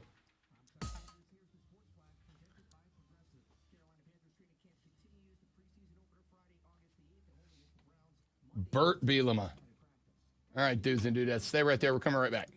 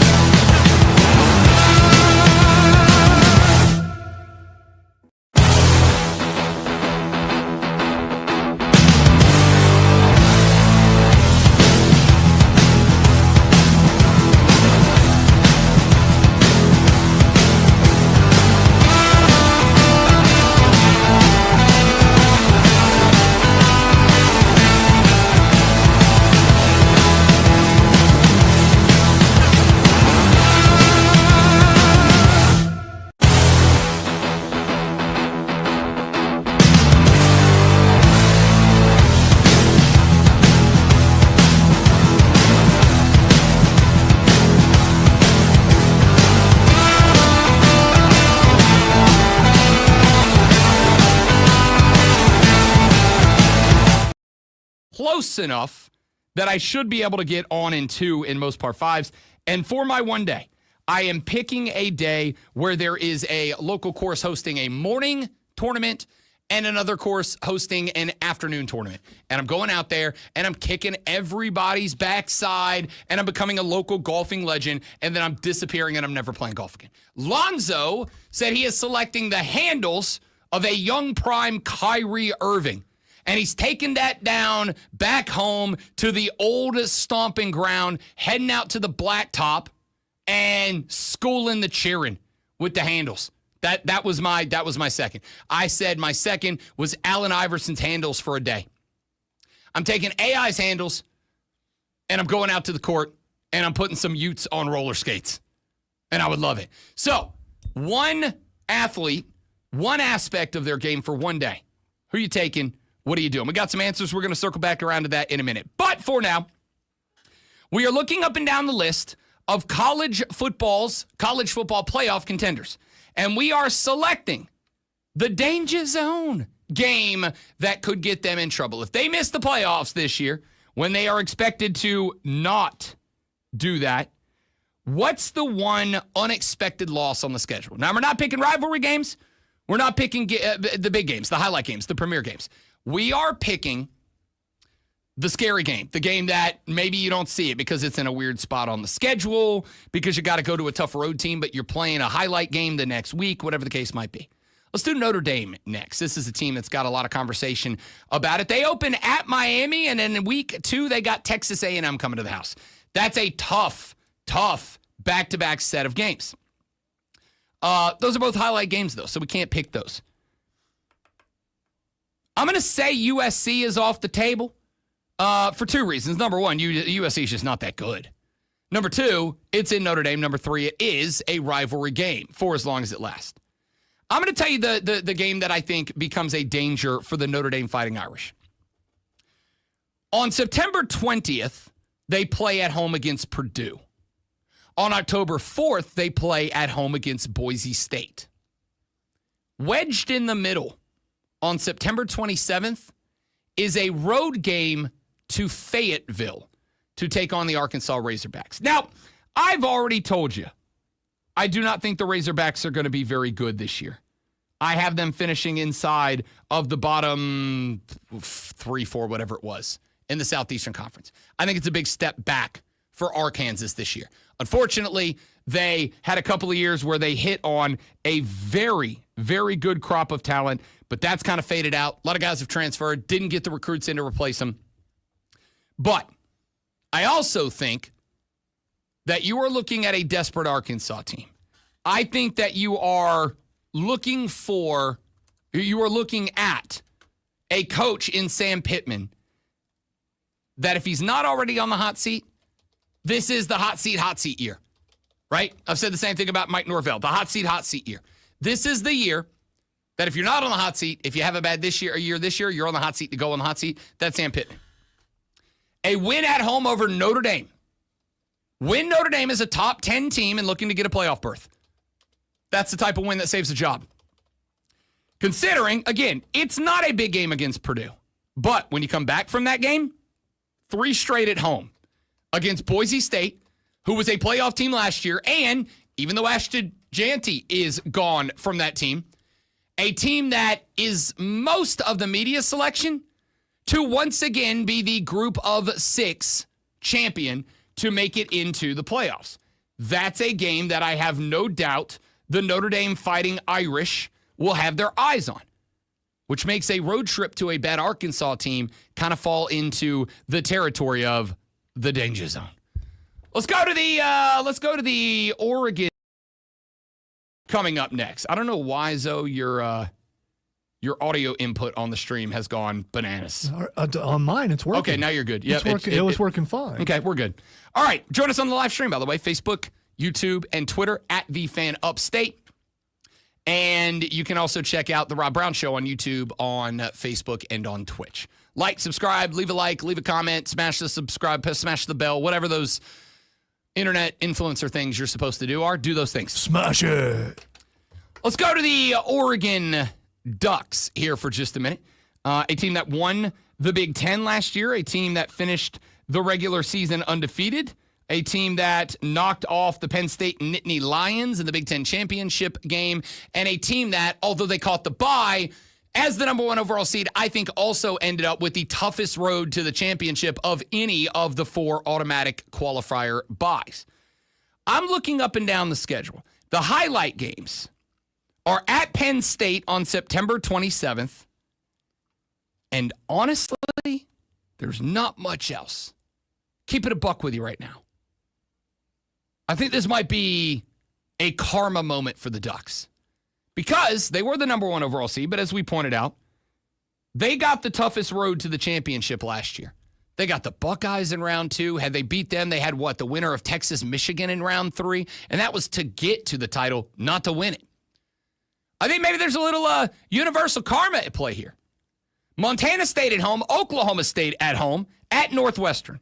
Oregon State at home. That's the rivalry game. That one is, again, that's probably the biggest game on the schedule, except for the following week when they are on the road on the other side of the country at Penn State. Back home for Indiana at Rutgers versus Wisconsin at Iowa. Back home for Minnesota and USC. They end the year at Washington. I think the danger zone game for Oregon's got to be Kurt Cignetti and the Hoosiers, right? You're coming off the game against Penn State. Penn State, as we have pointed out, is right now second in the betting odds to win the Big Ten, and they're not that far behind the Buckeyes.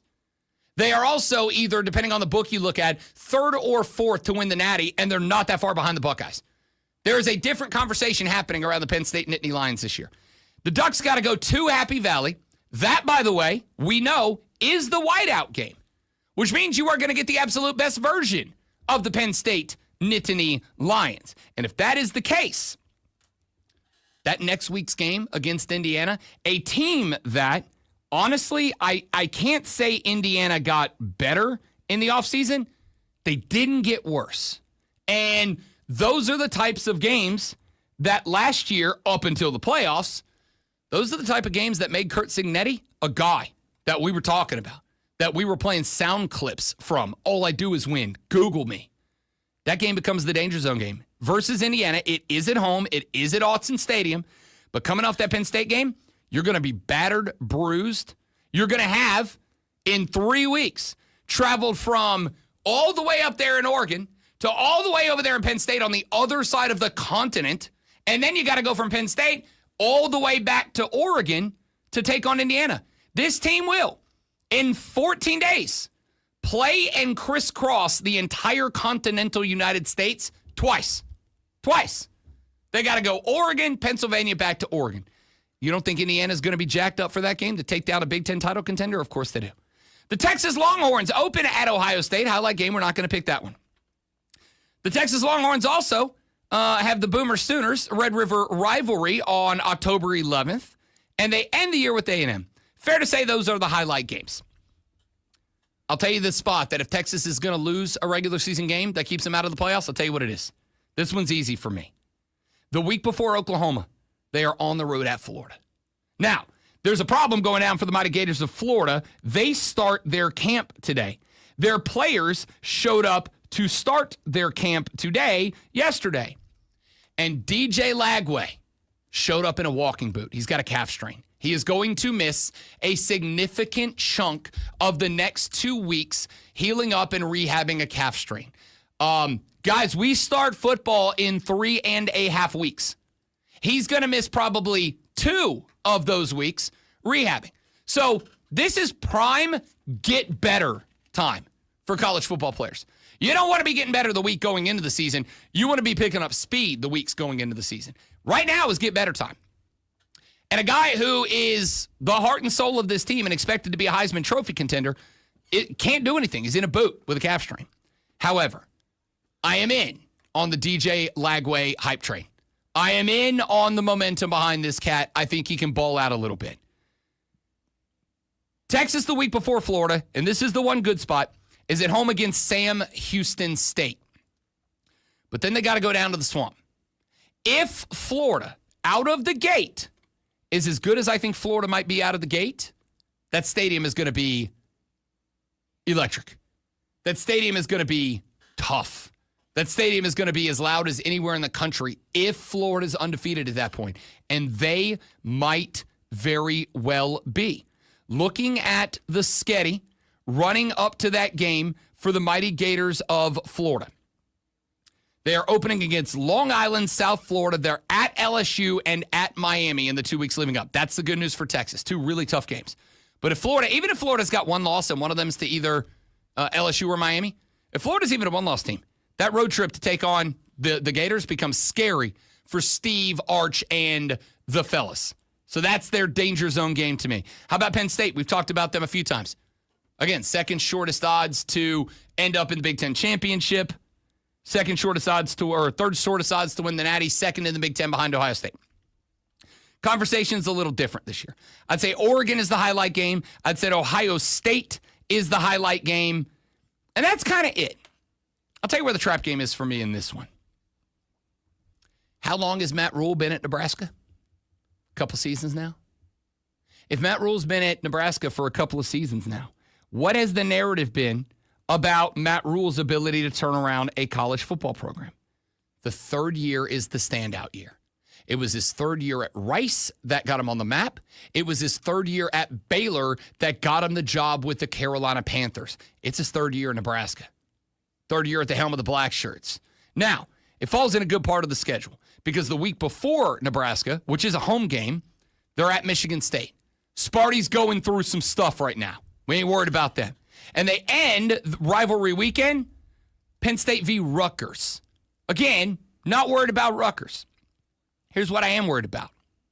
This team has, in the weeks leading up to the Michigan State game, a road trip to Iowa, a road trip to Columbus, and a homer against the Hoosiers. That's like 3 of the top 5 teams in the Big Ten back to back to back. Then at Michigan State. And again, who knows what Michigan State's going to be. I don't think they're going to be very good. I don't think they're going to be dangerous either. That Nebraska game. By that point, we'll know if Matt Rule has done what Matt Rule has been hired to do at Nebraska. They may not be an under-the-radar team the way that they might be if they were earlier in the schedule. But if Matt Rule's turned this team around, and considering Penn State is, like Ohio State, a Super Bowl game for everybody this year, that Penn State team may be going through it at that point. And coming into those final 3 games going, all right, we made it. We got one loss. We're 8-1. We've got 3 games left to play. Fortunately, they're bottom dwellers. If Nebraska's not a bottom dweller and they're not flying high on the radar, that game is the danger zone game for the Penn State Nittany Lions. All right, when we come back in the next hour of the show, we'll take a look at Georgia, Tennessee, Ole Miss, SMU, BYU, and of course, Alabama, Miami, Clemson, and South Carolina. What's the danger zone game for all of you? I'll give you my thoughts on that in the next hour. We'll take some more of your answers. You get one element of one athlete's game for one day. What are you taking? Why are you taking? I'm taking Tiger Woods and his ability to hit the long ball accurately, and I'm going to win a bunch of local golf tournaments in one day. Many as I can in a single day. Lonzo's taking prime Kyrie's handles, and he's going to school to Utes of Ohio on the blacktop. What's the one element of one athlete's game you're taking for one day, and what are you doing with it? We'll take some of your answers on the flip side. All of that coming up after the single most high pleasure minute of your day, Lonzo Sports Flash. Pleasure then, Lonzo. I shall pleasure them, Rob. Thank you. You don't want to be around for this. The Atlanta Braves dropped Game 2 of their series with the Royals 9-6. The recently acquired Eric Fiddy took the loss, giving up 4 earned runs on 5 hits. The Braves offense had 14 hits, including multi-base hits from Jurickson Profar, Ozzie Albies, Drake Baldwin, and Michael Harris II, and homers from Marcell Ozuna and Austin Riley. Still lost up. Bengals edge rusher Trey Hendrickson is expected to end his holdout and report to the team today. According to reports, while the team has not announced an extension yet, it is believed his arrival is a good faith gesture to spark negotiation. Las Vegas Aces ruined LA Sparks center Cameron Brink's return to the WNBA after months of rehabbing a torn ACL. Former Gamecock Asia Wilson converted her first 10 buckets en route to a 16 of 23 34-point performance that included a dozen boards. Brink had 5 points and 1 of 3 shooting.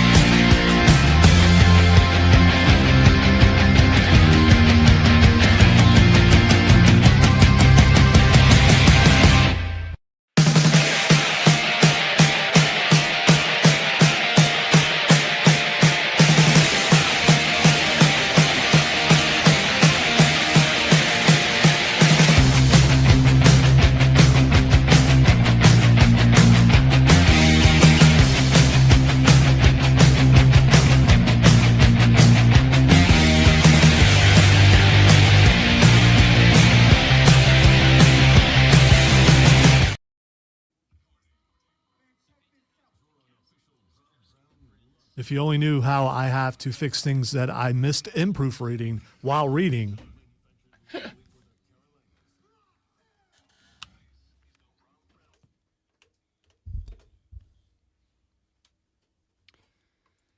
Away we go. The Rob Brown Show is on your radio. It is the Fan Up State.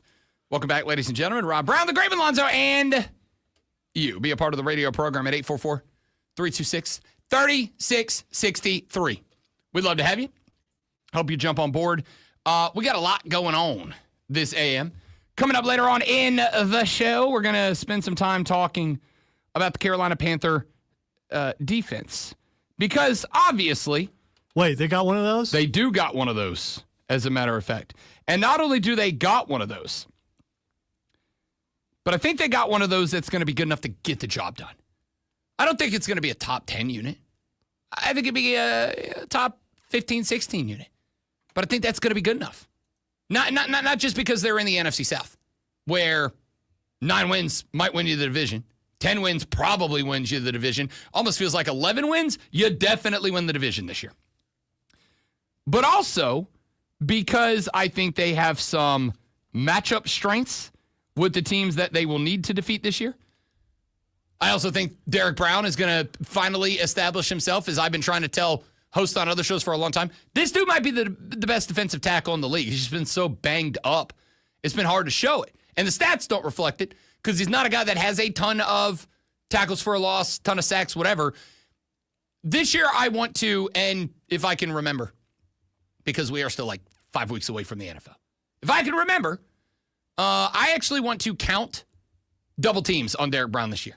Because I'm going to guess the answer is about 1 billion by the time we get done with this thing. I want him to stay healthy enough to take on those double teams. That's it. I bet the answer is going to be about 1 billion. I think the actual way that this might be judged is not number of double teams, but percentage of plays on which he is double teamed. Because I'm going to bet that's going to be legitimately might be north of 80%. So we'll talk about the defense a little bit later on in the show. We've got a few other things we are doing on the broadcast today. One of them is I have asked you the question. If you could steal one element of one pro athlete's game for one day, what element of whose game are you stealing and what are you doing with it? I have said I want Tiger Woods' ability to drive the golf ball. I want the ability to come off the tee like Eldrick.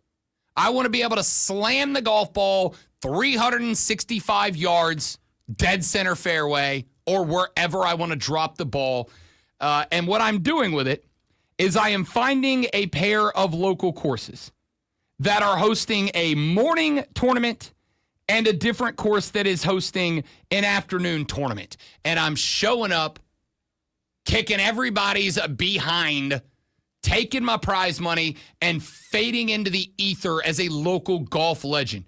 I would probably go so far as to, shave the beard and go with the Marvel Comic Universe hat with no logo on it and big glasses in disguise so that they don't know it's me. Show up, run it, take my prize money, and then disappear and never be seen as that guy on a golf course in the area ever again. And I would just be the Clark Kent / Superman of the greatest local golfer ever. That didn't work for Happy Gilmore when he went to the local course and wore the hat and the big glasses. He revealed himself, though, you know? Or is that what I do? Do I go out with the no logo hat, big glasses, and a parka, win 2 tournaments, and not reveal who I am until I pick up the prize money at both, and then just do like a WWE walkout with my cash? I don't know, but that's what I would do. Scott checked in on the Facebook chat. Facebook.com/TheFanUpstate, The Fan Upstate on YouTube or Twitter, The Rob Brown Show on Facebook, on YouTube, or on Twitch. We are live all 4 hours of all 5 days of every single week that we have 4 hours for 5 days. Come on by. Scott said, I'd take Mark McGwire's home run hitting ability. The home run derby at Fenway in 99 is still one of my favorite sporting events I've ever seen. I'd want to launch homers over the Green Mountain. I'll pass on the steroids, though. Yeah, I'm not saying you got to do what they did to get it. I'm just saying you wake up one day and the magical sports genie says, yo, for the next 24 hours, you can hit dongs like the Big Mac. Get at it, big fella. What if you did that, but you had to suffer one bout of roid rage? Just one. Well, then I don't feel bad for Scott. I feel bad for everybody around Scott. All right, so who are you taking, and what are you doing with it? The other thing that we are doing this AM is looking at college football teams that are considered as college football playoff contenders. Who are the teams that can get in? And what's the biggest danger zone game on the schedule? Just enough to tease. That's I like all, it. That's all I want. I like it. I do a lot. I should have done that. That's why you're the great one. Let's take a look at where the danger zone is for the Georgia Bulldogs out of the Southeastern Conference, should we? Tennessee's a highlight game, I think. Now, Tennessee is probably taking a step back from last year. I don't want to blame Nico Iamaleava for that, but it doesn't help all that much. Alabama's a highlight game for Georgia, no doubt about it. Florida's a highlight game. World's largest outdoor cocktail party. That's what it is. Yeah, you can't. That's what it was. You can't call it that. And that's what it shall forever remain. Okay. Sorry, administrators at Georgia and Florida. I respect why you're doing it, but I'm not going to do it. Is the Red River shootout, is that still a Yep, thing? that's still a thing. Okay, I didn't know if they got rid of that too. I think it's mostly referred to as the Red River rivalry now because alliteration. Yeah, but I can't do it. It's still a shootout to That's me, a sure. Red River rivalry. There, I did it, but very slowly. Florida, the world's largest outdoor cocktail party, is a highlight game for me. And I'm going to say the game that I think might be the trap game, the danger zone game of choice, I'm going to say is the week after Kentucky on the road at Auburn. Now, this is a rivalry game, and I have established the rules that we are picking the danger zone game that is not a rivalry. I'm not going to do it every time. No, I didn't want you to. Not that one. If I want you to do it, I'll go the danger zone. Which is a shame that I don't do requests. Exactly. And I was trying to update my chapters. At Auburn. This is a rivalry game. It is the oldest rivalry in the South. However, it's not really a rivalry game. Auburn's won, what, one in the last 10? Like, it's not really a rivalry. It's a rivalry game, but it's not really a rivalry game. I think it depends on your age group. For the older people, it's still a rivalry. For the younger, it's like, yeah. For those of you that remember the end of the Civil War, it's a rivalry game for sure. For the rest of us, it's known as there's never been a year when I've looked at the best rivalries in college football and even had the thought Georgia-Auburn. Yeah, but Nick Saban's gone now, so it may be a rivalry again. I don't know. We'll see. I do think that game is maybe the biggest danger zone game on the schedule. Here's why. They got at Tennessee and Alabama back-to-back. Then they got Kentucky. I think all of us think Kentucky is not the same team that they were the last couple of years. In fact, I think this is Mark Stoops' worst roster that he's had since he's gotten there. And while I think Mark Stoops is a fine coach, I don't think that he is the turn a dog turd into a diamond kind of head coach. Needs to find himself some cheap sunglasses. I'm telling you, have you tried dancing in the locker room, Mark? That might get the boys gassed. So I think that might be a letdown spot. And the week after Auburn, you got Ole Miss coming to the crib. Here's the thing. I've already told you I think Hugh Freeze, although a lot of folks in Auburn are saying he's not there yet, I disagree. I think Hugh Freeze is on the hot seat. I think this is a hot seat year for Hugh Freeze. I think that Hugh Freeze has been contentious enough this offseason that I think a lot of Auburn fans are running very short on patience. We talked about it earlier. The thing that has kind of set a lot of them off this offseason is that Hugh Freeze was giving all of these reasons that he, the head coach, was not actively out recruiting, hitting the trail, as they call it. And then, while he was giving these excuses, I've got health issues, which we know Hugh Freeze has had health issues. Sure, I take that as for real. Except for he said all that, and then people were posting pictures of Hugh Freeze just out playing golf while the rest of the coaching staff was out recruiting on the trail. He's just out swinging sticks, hitting 18. That really kind of that really kind of rubbed Auburn fans, metaphorically speaking, the wrong way. All right, see, that's always bothered me. Like, well, the president was out playing golf. Doesn't matter what president, they've all played golf. Why are they not out there doing it? I mean, can't they have like one day when they're out there doing something else? Let me ask you this one, because I've heard it, and I get it, and I'm not saying no. But let me ask you this. If tomorrow we went to war, a real war, not a sending stealth bombers and hitting some sites and getting them out of there. I'm talking boots on the ground, artillery moving, dogfights in the air, war. If we went to war and the president was out playing golf, because I'm going to tell you, the Auburn fans take their football season as seriously as we would take a war. All right, so you're saying that recruiting is the equivalent of war. I'm saying that it's not, and recruiting's different now. And I think most head coaches have assistant coaches, and that's what they do. They go out and do the recruiting. How many head coaches actually go out and do it themselves? I would say the list of who doesn't is shorter. I would tell you, Ryan Day does his own recruiting. Dabo Swinney does his own recruiting. Like the guys at the top. Does he do all of it? Or does he just go to where the stars are? I didn't say don't do all of it.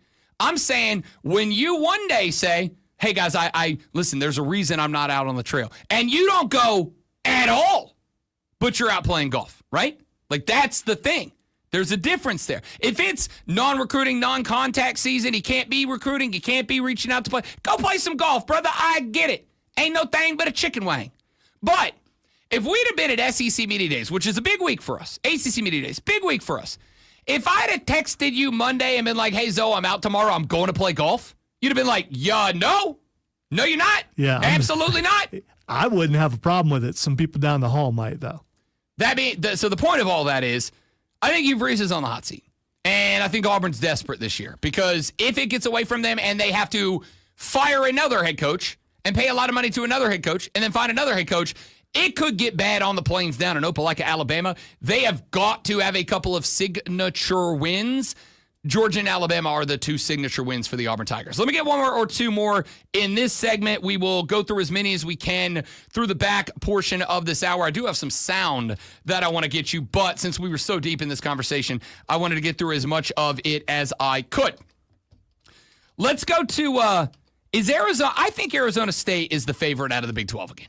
Even without Cam Scatterbo. I think it's going to be a different year, but I still think that they've got the talent to be the favorite. Wait. The Big 12 still plays football? They sure do. They sure do. It just means less, but they do still play football. I looked up and down the schedule. I'm going to keep it a buck with you. Like, they're at Colorado.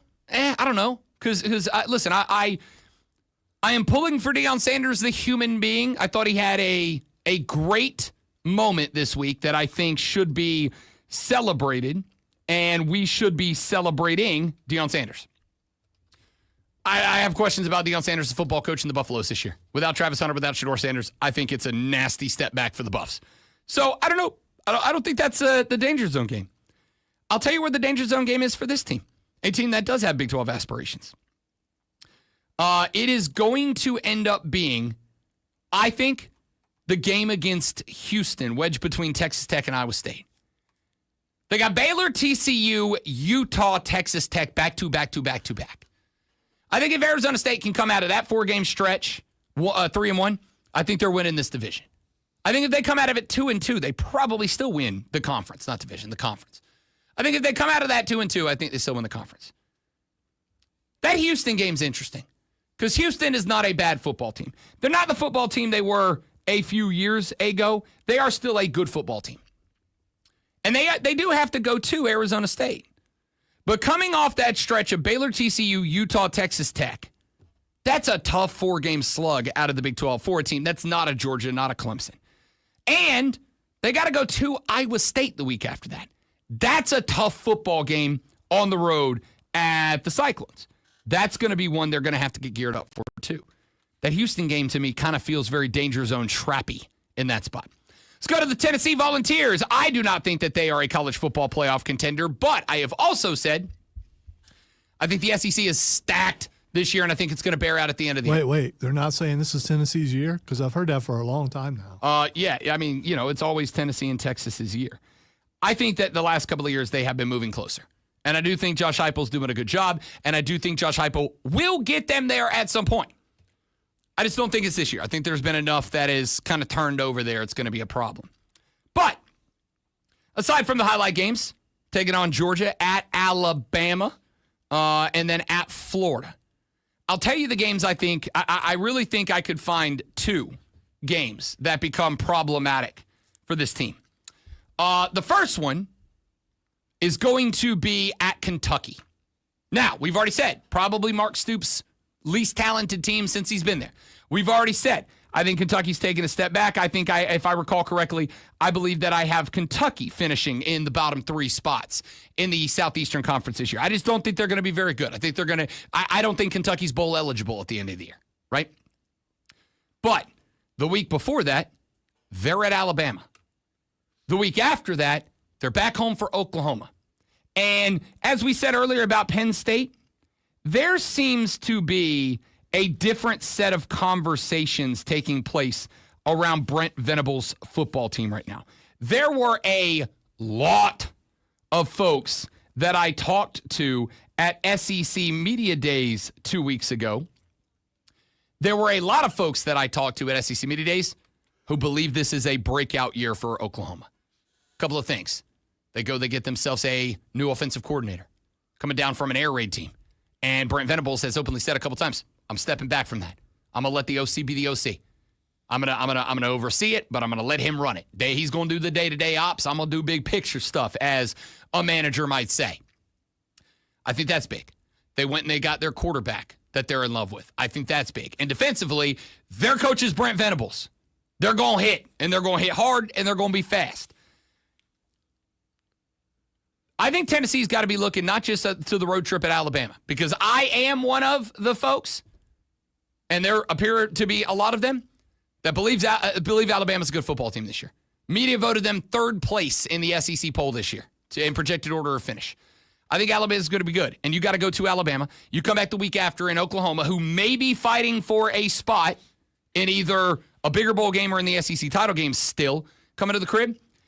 Going to Kentucky, especially if Mark Stoops is coaching a losing team at that point. Especially if Mark Stoops feels like he is fighting to either A, keep himself off of the hot seat, or B, not get fired at the end of the year. That Kentucky game becomes dangerous. Because while they are the least talented team they've had in a while, they may at that point be one of the most desperate teams that they have had in Lexington, Kentucky for a very long time. I think Kentucky's dangerous to that's a Super Bowl game teams. And I think Tennessee might be one of those. Let's take a break. When we come back, we'll wrap up with a few more teams that I think are in the mix for the playoffs. We'll take a look at SMU, BYU. We'll take a look at Alabama, Miami. And we'll take a look at Clemson and South Carolina. What are the biggest danger zone games for each of the contenders? We keep that discussion going next on The Rob Brown Show and the Fan Upstate.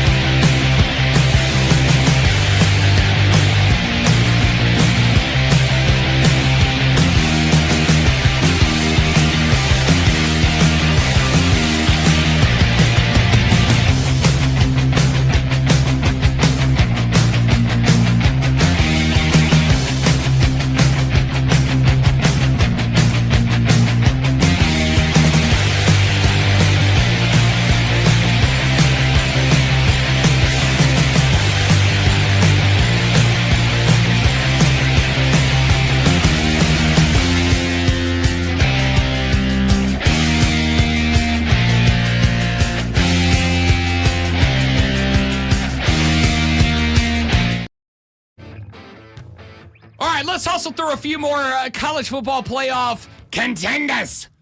We're taking a look up and down their regular season schedules and picking out the games that are the biggest games in the danger zone for each and every team. Kills you, doesn't it? Because you want to hear that next note. So bad. So bad. It just needed one more. Dun, dun, dun, dun, dun. Dun, dun, dun, dun. Oh. And also, I'm going to have Kenny Loggins in my head for a week. There's the thing. If you play that next note, you have to play the entire thing. I mean. Dun, dun, dun, dun, dun. All right, let's take a look at the Ole Miss running Rebels under Lane Kiffin. A lot of folks there at SEC Media Days thought that this was, of all the next group of teams outside of Texas, Georgia, a lot of folks there said, well, Ole Miss has got every chance that Alabama does. Lane Kiffin loves his quarterback, yada, yada. That's all well and good. I don't think they're a contender, but enough people did that I decided to go ahead and put them on the list. Georgia State, Kentucky, Arkansas, Tulane. They should be 4-0 out of the gate. They got a game against LSU. That is a long-standing rivalry game. I will not count that. Then, Washington State, at Georgia, at Oklahoma, home for South Carolina. Tough four-game stretch in that Washington State game without question nor debate is the danger zone. Dun, dun, dun, dun, dun, dun. Yeah, I didn't. Yeah, I thought we were past that. All right, I'm not gonna do anything else. I'm just gonna stay on that button. No, for the rest of the show. Now I'm gonna start working it into segments that we're not doing this. All right. Washington State is the danger zone game for the Ole Miss Running Rebels. No, not there. Not there. Come on, man. I trust you. It's now my job. I trust you. It's now my. No, you do it where it needs to be done. I did this to myself. That's fine. The LSU game is the LSU game. LSU is either going to be 12-0, 11-1 and SEC champions, or they're going to be 8-4, 7-5, and Brian Kelly is either fired or very close to it.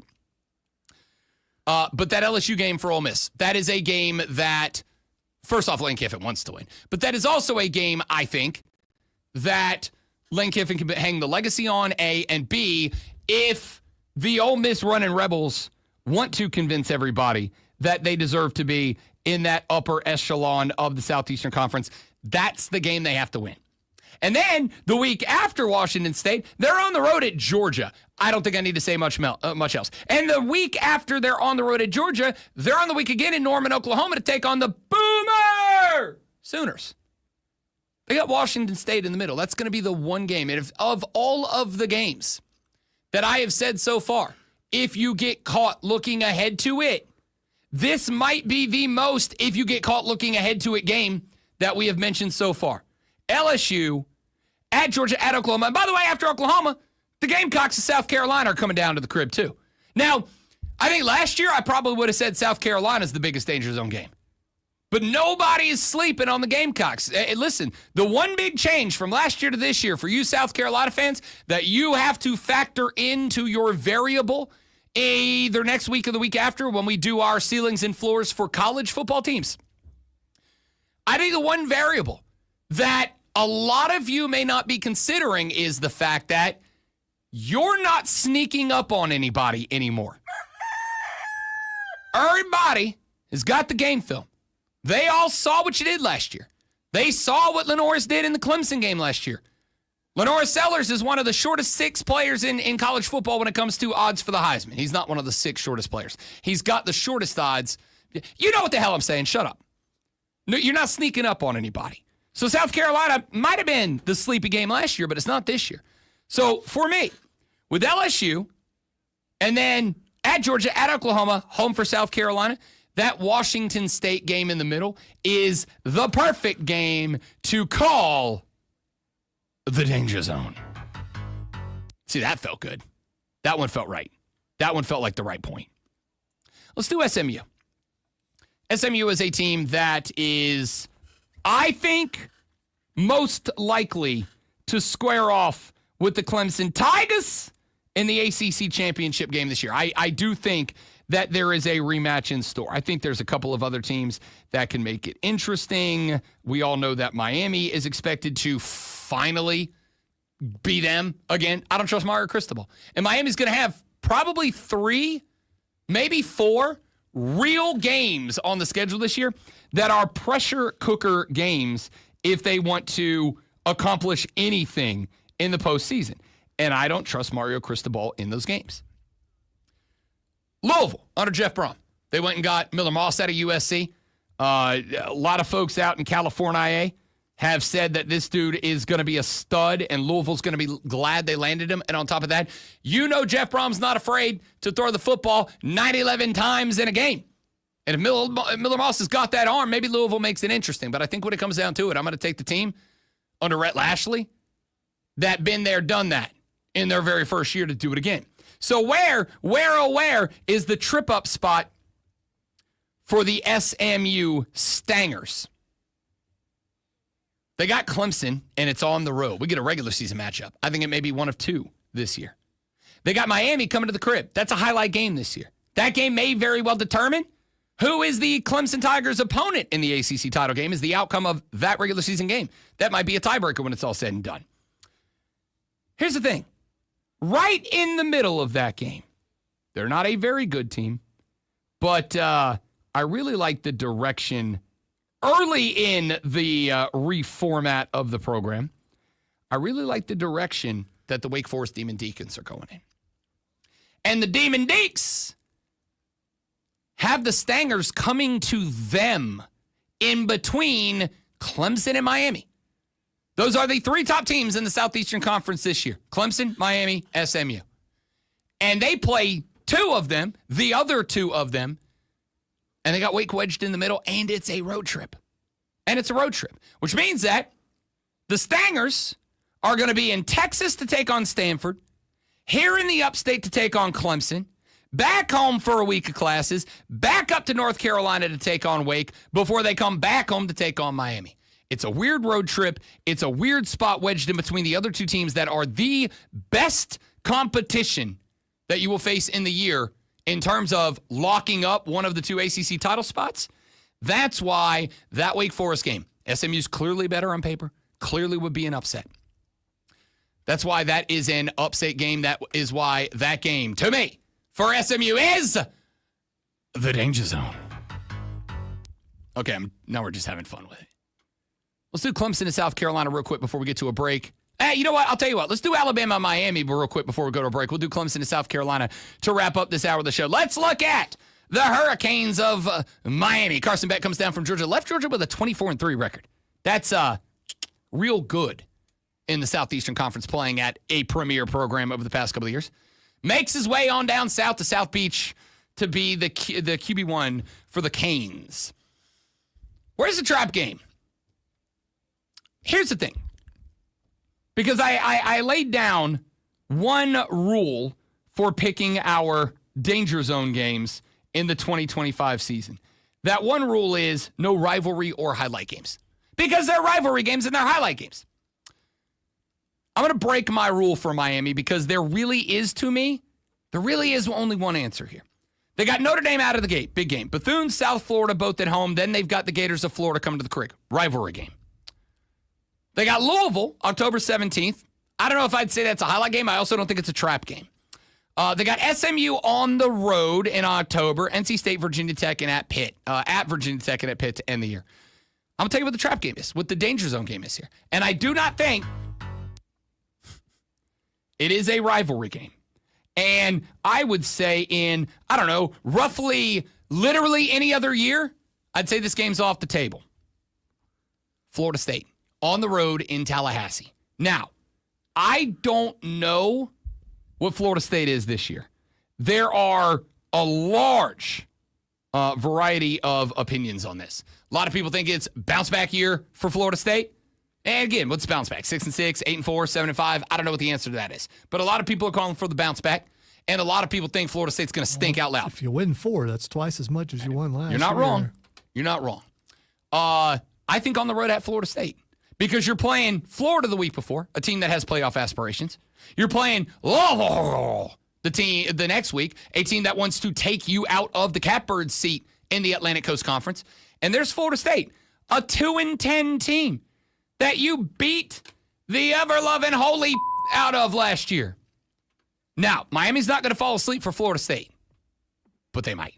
And if they fall asleep at Florida State and Florida State is in the bounce back and they get caught licking the wounds from Florida and looking ahead to Louisville, maybe that's a danger.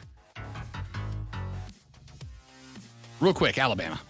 I'm struggling with this one, to be honest, because I don't think there's a let-up spot. I think it's a tough schedule. They're at Florida State to open. Back home for maybe Wisconsin. They got the Badgers coming down to Tuscaloosa between UL Monroe and Georgia. Do they get caught looking ahead to the Bulldogs? Maybe. They come off that game at Georgia back home against Vandy. Revenge game. I don't think they're going to not want to beat Vandy by 50. Put them back in the place. Tennessee's a rivalry game. They're at South Carolina. Tough game. Then they're back home for LSU and Oklahoma, Eastern Illinois and Auburn. I don't think there's a danger zone game for Alabama. I think their schedule is the danger zone this year. I'd love to pick one. The only one I can really say maybe is Vanderbilt. Like maybe Diego Pavia has the boys hype and ready to go to Tuscaloosa and prove it wasn't a fluke. I don't know. When we come back, let's wrap this conversation up by taking a look at the mighty Gamecocks of South Carolina and the mighty Tigers of Clemson. I'll tell you what I think the two biggest danger zone games are. That's next on the Rob Brown Show on the Fan Upstate.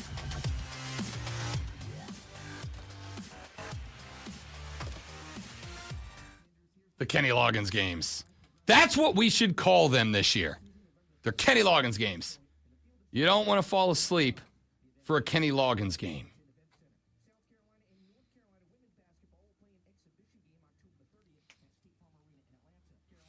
I like it, but, demographics being what they may be, some people may know the song, but not the guy who sang it. We're not worried about them. Okay, all right. Daggum youngins. The Utes, Yana. The Utes. Here's the thing, James, and I talked about this a little bit earlier. I honestly don't think that Oklahoma is a surprise game for anybody this year.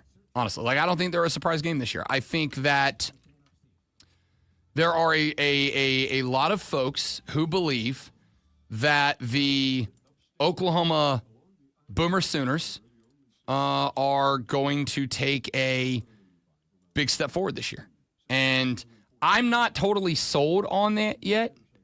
I will say they've taken a lot of steps that lead me to not outright dismiss it as a possibility. One of the biggest problems the last couple of years is that the offense has been disjointed in Norman, Oklahoma. They went and they got a real OC. And Brent Venables has pretty much said, I'm going to oversee everything, but I'm going to let my coordinators coordinate. And if he gets out of the way and lets his new OC, and they got a good quarterback, maybe they find their way. Maybe that's what they needed.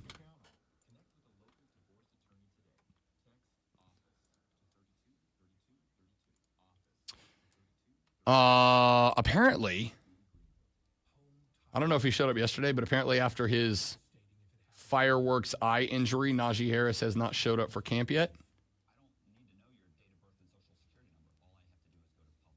Yeah, did he lose his eye or not? They haven't said anything. Yeah, to say it's an eye injury.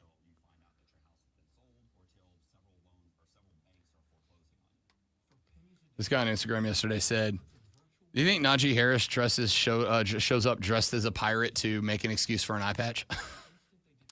I was like, that's messed up and also hilarious.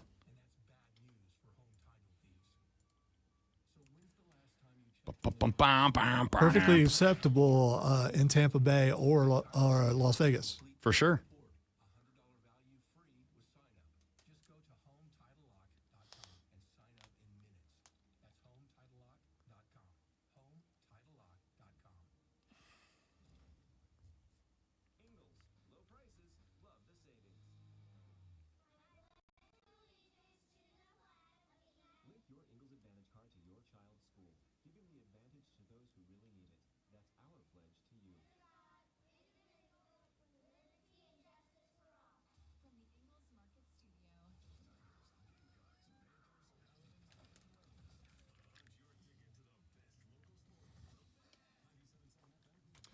Yes, OU did smash Bama last year, and Held Bama to, I believe, just 3 points. That was a big part of the reason that a lot of people thought South Carolina should go ahead of Bama. Buddy? Welcome back, buddy. The Rob Brown Show is on your radio. It is the Fan Up State. Rob Brown, the great one, Lonzo, and you are rolling through the four most electrifying hours of your day. Every day from 6 until 10 o'clock in the morning. We have spent the last couple of segments looking up and down the schedules of college football's playoff contenders this year. Contenders. Teams that have a chance to maybe fight their way into the 12-team field and earn the opportunity to go play in the playoffs. And keep in mind, straight seeding this year, meaning that the SEC champ is not guaranteed to be the number one overall seed. Big Ten champ, not guaranteed to be the 12-0. May not make you the number one overall seed. It will, but you get the point. So we're looking up and down the sheddies. I have given you some teams. Could you not say that word that way again? Because that was, yeah. The schedules. Thank the you. sketties. Thank you. Whatever one of my dumb ways to say it you want to go with. There's a little more H in the first time you said it. Yeah. We have looked at every team. Let's get to your teams. Upstate South Carolina. Let's get to the Tigers of Clemson.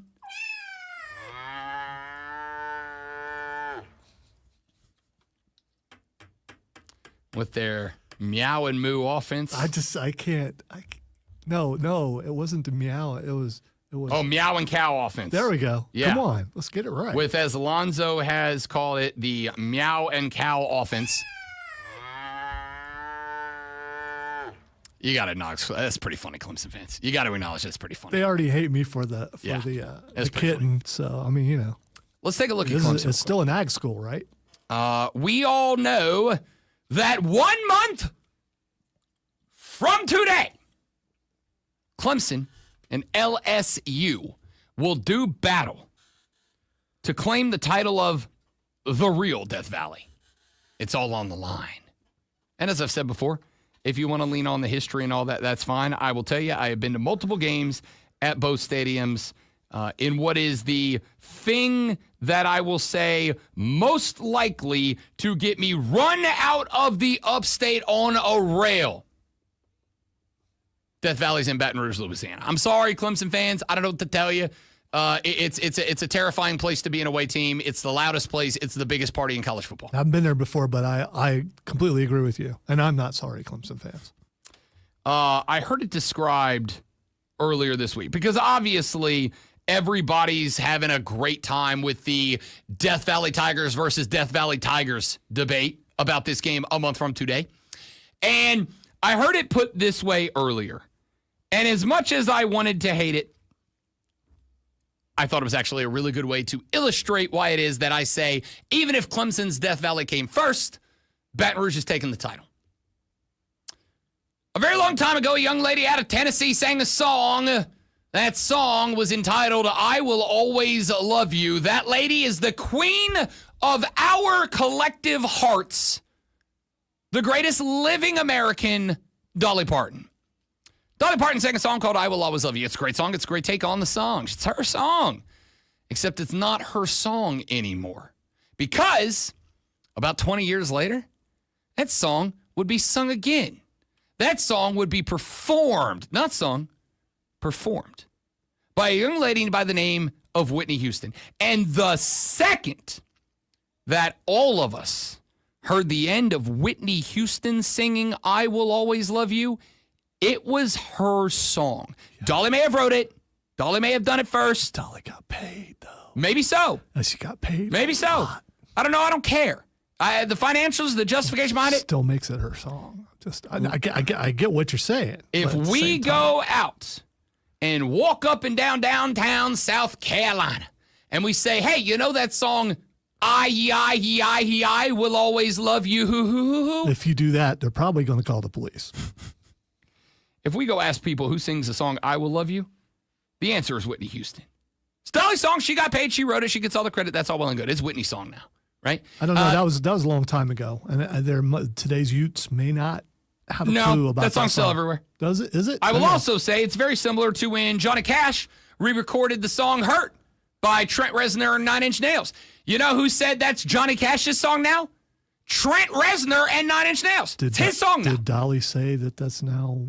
Here's the thing. No, she didn't. You know my affinity, my love for Dolly Parton. I come on this show once every 2 weeks wearing a Dolly Parton t-shirt. I'm a grown-ass man who adores Dolly Parton. To me, cancel the 2028 elections. Most grown men and not so grown men love Dolly Parton. We love Dolly Parton for all the reasons. Because of her awesome voice, of course. The 2028 presidential elections, let's just put Dolly in charge for a couple of years, and I think we'll get this all straightened out. That's how much I love Queen of My Heart, Dolly Parton.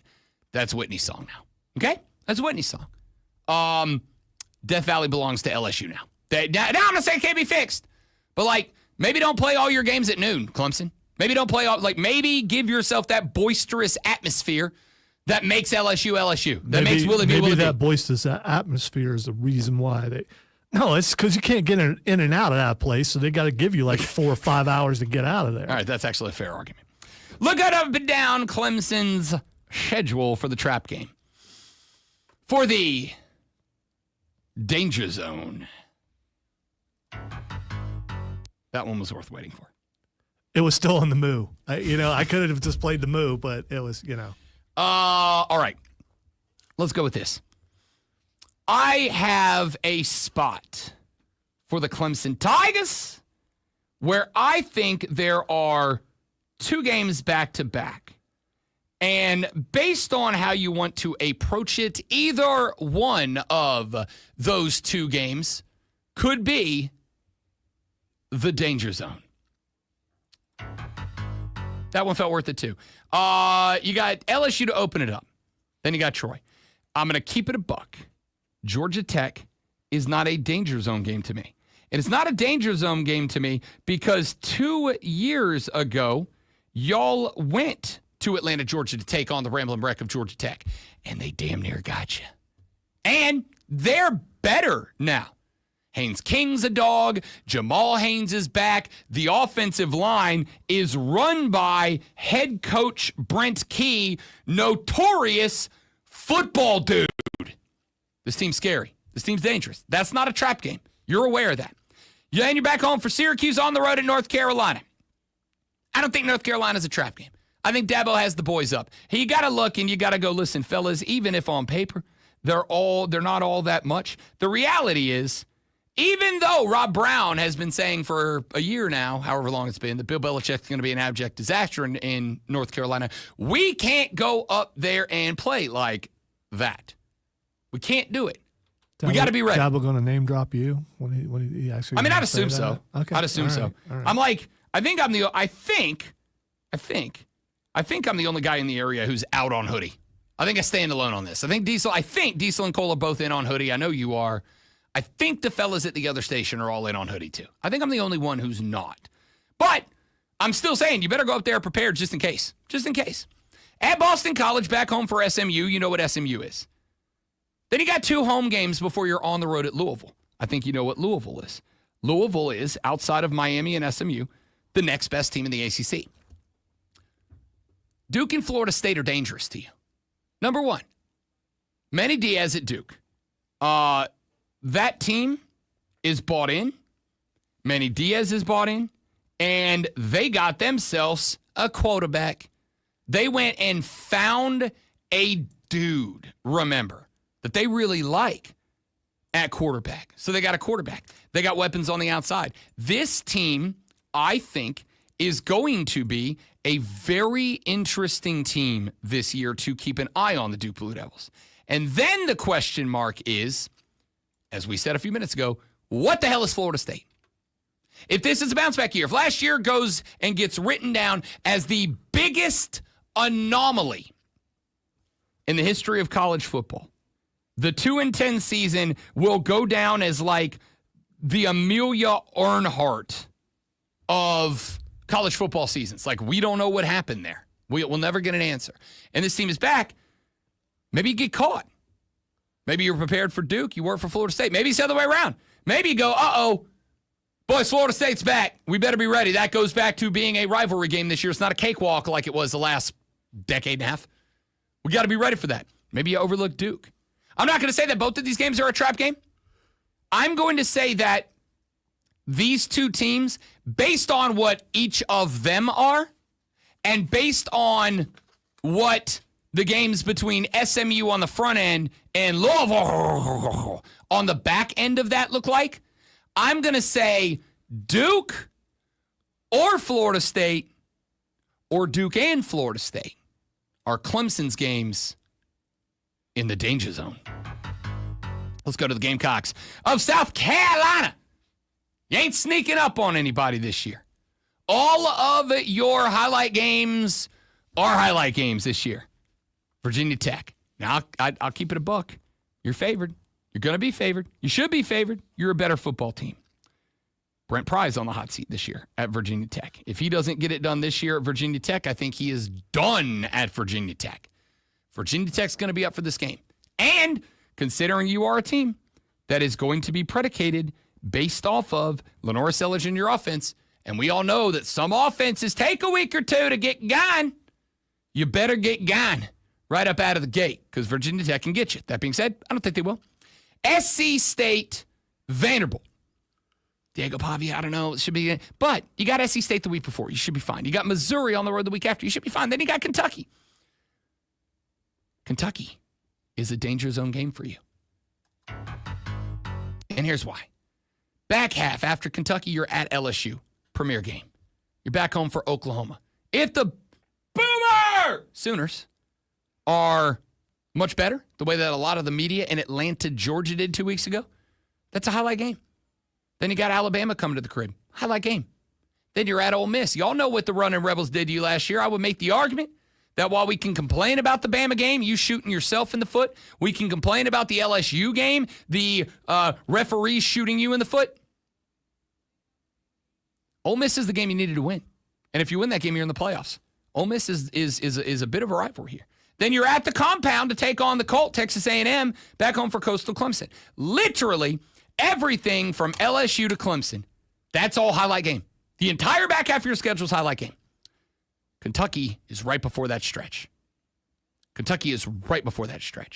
If South Carolina, coming off of, I'm going to assume, a win in the Battle of the Columbias, if you beat Mizzou, and you go, all right, Kentucky's down, worst Mark Stoops team. Yeah, it's a bit of a baby rivalry. It's a soft rivalry, but a rivalry nonetheless. However, they ain't that good. And we all know that our postseason destiny is going to be determined with the stretch of games of LSU on the road, Oklahoma, Alabama at home, at Ole Miss, at Texas A&M, Coastal, and Clemson at the crib.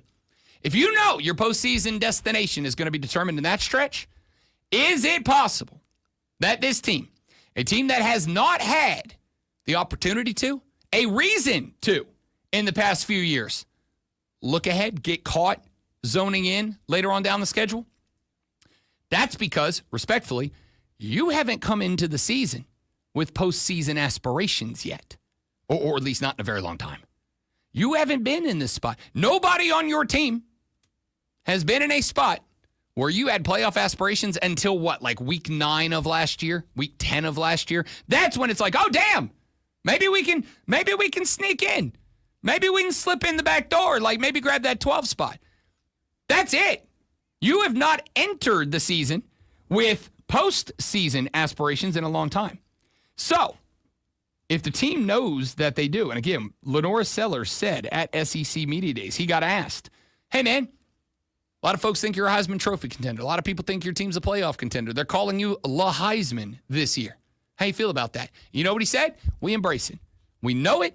We understand it. We embrace it. We understand the expectations. We understand the hope and the optimism Gamecock fans have on us, and we want to do our damnedest to live up to that. My words, not his. I'm paraphrasing. But they know.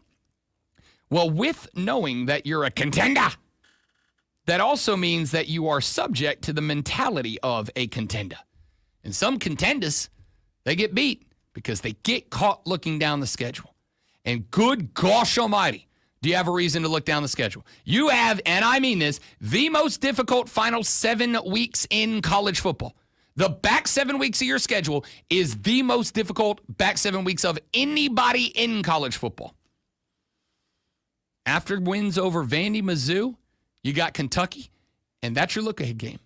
If you get to looking ahead at LSU, Oklahoma, Alabama, Ole Miss, A&M, Coastal, and Clemson, you know Mark Stoops would love to prevent you from putting on the fun glasses and dancing, boogieing in the locker room. You know he wants to take that from you. That's a premier game for him, especially if this is a hot seat year. A hot seat year to be put on the hot seat next year. That's your game, South Carolina fans, that exist in the danger zone. Texter said, why are you yelling? We can hear you. Well, welcome to the show because you're clearly listening for the first time. Texter, it's because I am enthusiastic about football. And we have less than 48 hours until we have the NFL Hall of Fame game. And from today, this moment right now, in 30 days from now, we'll have nighttime college football for week 1 as well. That's why I'm yelling, because I'm gassed. I'm also really excited about this sports flash. I'm also gassed, but in a different way. The Atlanta Braves dropped Game 2 of their series with the Royals 9-6. The recently acquired Eric Fitty took the loss, giving up 4 earned runs on 5 hits. The Braves offense had 14 hits, including multi-base hits from Jurickson, Profar, Ozzie Albies, Drake Baldwin, and Michael Harris II, and homers from Marcell Ozuna and Austin Riley. Bengals edge rusher Trey Hendrickson is expected to end his holdout and report to the team today. According to reports, while the team has not announced an extension yet, it's believed his arrival is a good faith gesture to spark negotiations. The Los Angeles Aces, also known as the Las Vegas Aces because, they haven't moved again, ruined L.A. Sparks center Cameron Brink's return to the WNBA after months of rehabbing a torn ACL. Former Gamecock Asia Wilson converted her first 10 buckets en route to a 16-23, 34-point performance.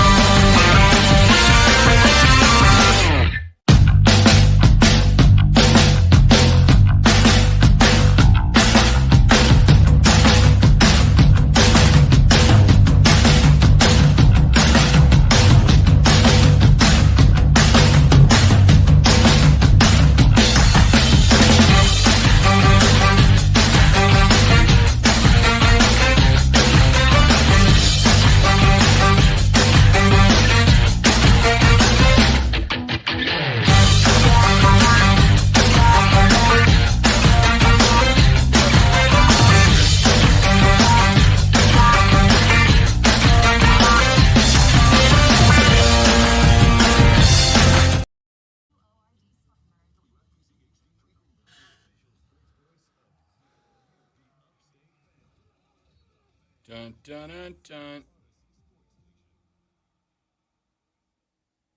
That was nice. Wait, did Luka just show up? and Looking start like hooping? that, sitting down, and made that shot. God, Luka. Can't have everything, man. Luka Doncic is just going to absolutely infuriate me this year. You can't have everything, Luka. Luka showed up at a very famous street balling court over the weekend. I guess yesterday, and just didn't play. I don't know if he played or not. I'm assuming he didn't play. He looked like he was in street clothes. Showed up, was sitting on the bleachers on the side of this court. Somebody passed him the rock to take a shot, and he did so without getting up from the bleachers. And you may or may not know this about a basketball court, but the bleachers are not on the basketball court. They're like out of bounds by like a not insignificant margin. And Luka, seated on the bleachers in street clothes, just heaves the rock, nothing but the bottom of the strings. Dude, you can't have everything, bro. Much better than a Steph trick shot, just because Luka was sitting down. I watched Steph hit one from the opposing tunnel on the other side of the court. Have you seen where they proved like at least one of those didn't actually go in? It hit the bottom of the. I have seen some of the ones, but I have also seen one where it goes in. I assume not doctored. I assume, but well, and there's no chance that the Luka shot was doctored. I mean, that looked pretty live. Yes, it did. We have asked the question of y'all, if you could steal Space Jam style for one day, one element of one athlete's game. I'm not talking about you're now that athlete. You have Tiger's golf game. I am saying you get one aspect of it. You can do one thing that they do exceptionally well. What is the one element that you were stealing? Who are you stealing it from, and what are you doing with it? Lonzo's answer, he's taking prime Kyrie's handles. He's heading back to OHIO. He's going to the old schoolyard blacktop, and he's putting the Utes on roller skates, which I respect the hell out of. Because my number 2 answer was I'm taking AI's handles, and I'm doing the same. I'm going to humiliate everybody down at the local Y, without a doubt. My number 1. I have a number 2 really quick. My number 2 is taking one wrestler's ability, I don't know which one, to do a 450 splash. Just once. Just to be able to do it successfully once. I would give you... I mean, how amazing would that feel? I will give you... who's the best high flyer of all time? Go Mysterio, I guess. I don't know. I'll give you their entire aerial move set. How many of those are you going for? Just all of them, right? Just throwing everything. If one day, that talent for one day, and you're able to hit every single one of them, you're doing everything in the arsenal. Here's the thing. In the way that we set the game up, the third question was, what are you doing with it? Right? Like, you got all the moves. Do you know a guy who's got a ring? You can be like, hey, buddy, can I come on down and there are people who are watching this show right now who have a ring. Sure, but like, do you think you could make the phone call and be like, hey, listen, you're not going to believe this, but I can do all of Rey Mysterio's moves. Can you open up the gym for me? And is it set up? Because most of these like local indies, they got to break their ring down and reset it up for shows. Now, if you can pick whatever day you want, I'm showing up at a local wrestling show. All right, here's the thing. I'll go up to North Carolina to Matt Hardy's house. Go to the compound. Friend of the show, Matt Hardy's house. Got a ring set up at all times. In his garage, I believe it is. I forget what he calls it exactly. And I'll do it there. Texter said Ryan O'Day's ability to lose to Michigan every year. LOL. All right, that just seemed personal, Texter. That just seemed personal. Have you seen that national trophy from last year, though? That's a national championship It is. trophy. I've seen it's it. Nice. I've seen it. Here's a couple of texts that have come down so far. Texas said, the state of South Carolina doesn't have anything real. We should throw in the towel. No real USC, no real Death Valley, no real Carolina. I'll keep it a buck with you. I call South Carolina, Carolina all the time. Like, I understand that, yes, it is true. I've broadcasted around the country. I understand that anywhere else that you go, if you say Carolina, people think North Carolina. Yes, that's the unfortunate reality you deal with. I understand that anywhere else you go, if I say USC, yes, people think of the Trojans. That's the unfortunate reality that you deal with. First off, you ready for the hot take I had a couple of years ago when South Carolina did their short-lived reband? It's that bad that you can't even say it. It's rebranding. Seriously. Yeah, it was horrible. Rebrand of U of SC? Here's my hot take. I kind of liked it. I kind of thought it was solid. I kind of thought it was good. Already, by the way, most of the social media handles of the school are U of SC, right? Like you got beat to the punch. Most of the handles are U of SC. I liked it, but I'm also the guy who thought Washington football team was a dope-ass name for an NFL team. I know I'm outside the norm. I actually kind of liked it. I thought it was kind of good. You know what? Cool. We don't want to be USC. We'll be our own thing. I thought it was great. I refer to South Carolina as Carolina around here because anybody I'm talking to around here, that's all that matters. As I've said about Dabo Swinney in years gone by, outside of our area, people think he's kind of a yoke. People think he's kind of a doof to some degree. Here's the thing. Who in the cares what they think? Who cares? It doesn't matter. What matters is what you think of it, what you ride with, and do you beat them? And if the answers are yes, then who cares? Yes, I've been to Baton Rouge a lot of times, and I'm going to tell you that if one of those two stadiums deserves the title of Death Valley, even if you had it first, it's Baton Rouge. But do you know what you have the opportunity to do? Beat them. We are 31 days to the day away from them coming to your house. You want to slap that moniker down? You want to slap that conversation down? Beat their ass in your Death Valley. And what are they going to say after that? Well, we're still the real Death Valley. Cool. Head on back, losers. Like, who cares, man? Who cares? All right. Let's see here. What I've Buckeye Mike says, Osprey, bruv, is the best. That's actually a pretty good pick. Another texter said Jimmy Superfly Snuka was the best high flyer of all time. Yeah, but we don't really talk about Superfly anymore. Yeah, and plus, not with all the aerial things that people can do today. I mean, Snuka was he was a pioneer, I guess. Yeah, he also did a murder. Yeah, so that's well, not ideal. Not ideal. Jersey Joe texted, he said, I'm taking Joey Chestnut's eating skills so I can really kick some hot dog butt at the Greenville Drive annual hot dog eating contest. Dude, you don't even winning. need it, Jersey Joe. You've won the damn thing, 22 times in a row? So you just want to shame them. Yeah, at this point, you're just doing it for embarrassment purposes, which don't get me wrong, I'm good with. I literally want Iverson's skill so I can go put a bunch of, high schoolers in their place. With I get me. it. I just want to go down. Yeah, just make her go, oh my gosh, who was that white boy? I get it. Little brother checked in with Jacksonville State, the real Gamecocks.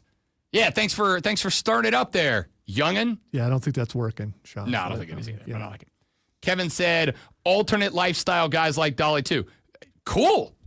That means she's really great at being Dolly. That's fantastic. Because if there's one group of people, you could probably say alternate lifestyle girls also like Dolly. I mean, if you want to do that. There's nobody of any group who doesn't like Dolly Parton. Everybody loves Dolly Parton. Everybody loves Dolly Parton. Maybe Jolene. Jolene doesn't, because she was going to whip Jolene's butt. Probably did. No, she wasn't going to. She straight up she wrote a song pleading Jolene, please don't take my man. That's not, yo, Jolene, you take my man, I'm going to kick your ass. I'll snatch the wig in the parking lot. She didn't say that. She said, Jolene, you're smoking hot. Please don't take my man. At that time, when that song was written, you probably didn't want to throw that stuff in there. Today, you could do that and it would be perfectly acceptable. You probably snatched Jolene's wig off her head and just a hockey beat her. Meet me in the parking lot at 5. Like, that's a different vibe to the song, right? I like it, though. Yeah, no, that might be the next parody. Steven says, give me Messi's ability and a guest contract for a day, and I'm headed down to Greenville to have some fun with the Triumph. More specifically, his game in 2022 against Estonia where he scored 5. He's got a couple of those in the back pocket. But I said, Steven, one aspect of the game. I'll tell you what it is. Messi's control with the ball. Give me the control with the ball. Messi's the dude that's going to dribble into the middle. He's going to draw 9 of 10 defenders over to him, and everybody's going to be open. I'm not going to score a goal, but a lot of my boys are. I would say the majority of the people who would take this superpower from somebody want to either make money or embarrass somebody. Yes, correct. It's not just about how good it makes you feel. Correct. It's what you can get out of it, I suppose. There's a couple of feel-good ones. Like, yeah, I do think it would be cool to feel what it feels like to have a ball come off the end of the bat and travel into another solar system like Mark McGwire. Like, I think that'd be really cool. But, I either want to profit off someone or humiliate them. Without a doubt, that's the right play. All right, we got a few more things that we need to get to on the radio program today. Let's go with this one. The trade deadline is tomorrow in Major League Baseball. Report came out yesterday that there are some discussions that are happening about some big names around the landscape of Major League Baseball. Before we get to them, though, I would like to address one quick thing that is taking place right now. Apparently, Guardians reliever Emmanuel Clase is on leave from Major League Baseball. Now, Emmanuel Clase, who was an all-star, Emmanuel Clase, who was rumored to be on the trade block for the Guardians, and if he was, I think would likely fetch the highest prize on the trade market, is now not going to be traded. And it's not because the Guardians weren't ever going to and they were just throwing it out there for attention or whatever. It's because Emmanuel Clase has been placed on non-disciplinary paid leave through August 31st, which is the trade deadline, while, according to Major League Baseball, they continue an investigation into a link, possibly, potentially, to sports gambling. MLB statement in full reads, quote, per an agreement with the MLBPA, Cleveland Guardians pitcher Emmanuel Clase has been placed on non-disciplinary paid leave through games on August 31st. While MLB continues its sports betting investigation, we will not comment further until the investigation has been completed, end quote. In a game a couple of days ago, Clase, who is in his 5th season with the Guardians, is rocking a 3.23 ERA in 47 1/3 innings across 48 appearances. In a game a few days ago, Emmanuel Clase went to the bump. And in the, I believe, 3, maybe 4 innings that he worked, and he normally doesn't go that deep in, but you can wager, and this is actually, even as a sports betting dude, even as a guy who talks about sports gambling for a living, as a dude who every now and then likes to put a little scratch down and have some fun with the sports. There is one thing about sports gambling that I would like to see go away, and that is micro bets. Micro bets are bets that you can make on any one specific individual thing in a game. So, for instance, one thing that you can bet on in basketball, you can bet on the method of the first bucket scored. Three-pointer, jump shot, free throw, layup, dunk.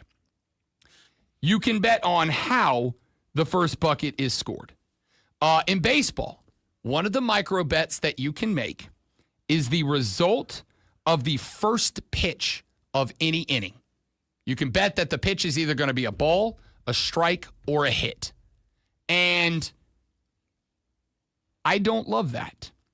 I don't love that because that is going to create a ton of temptation for a lot of people over something that can be fixed without impacting the game all that much. Emmanuel Clase went out to the bump for his work and was not just throwing on the first pitch of a few innings, balls. They were awful. Spiking in the dirt 6 inches before the plate. A good 8-9 inches off the plate. This is from an all-star closer.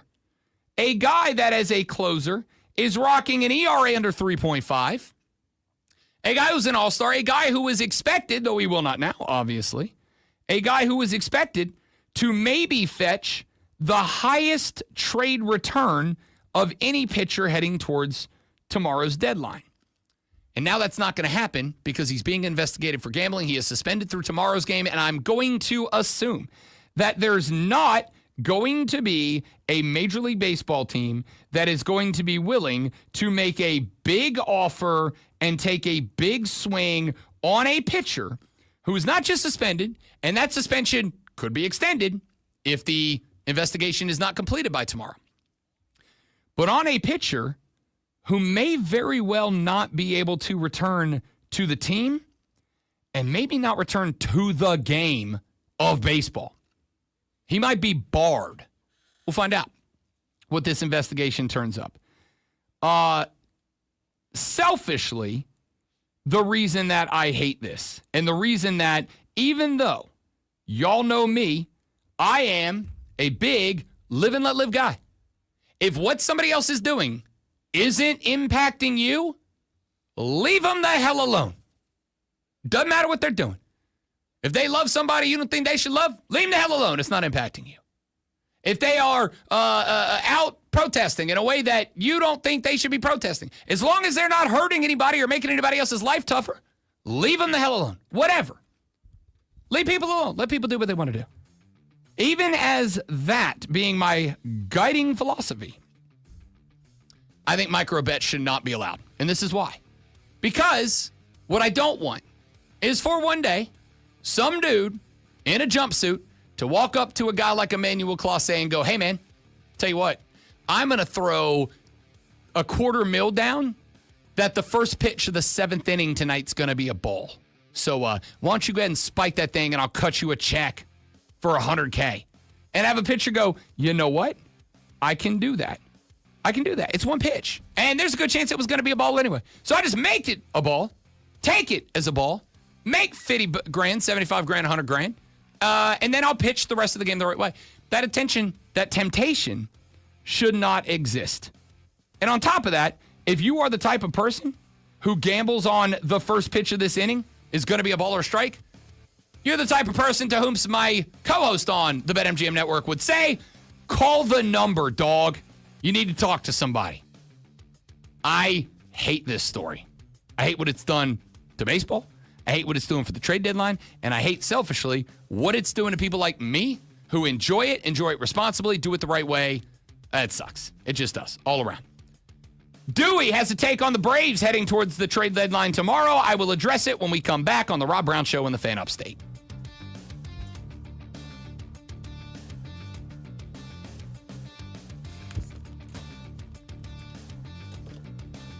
All right, guys, step it away for uno momento. Stay right there, por favor.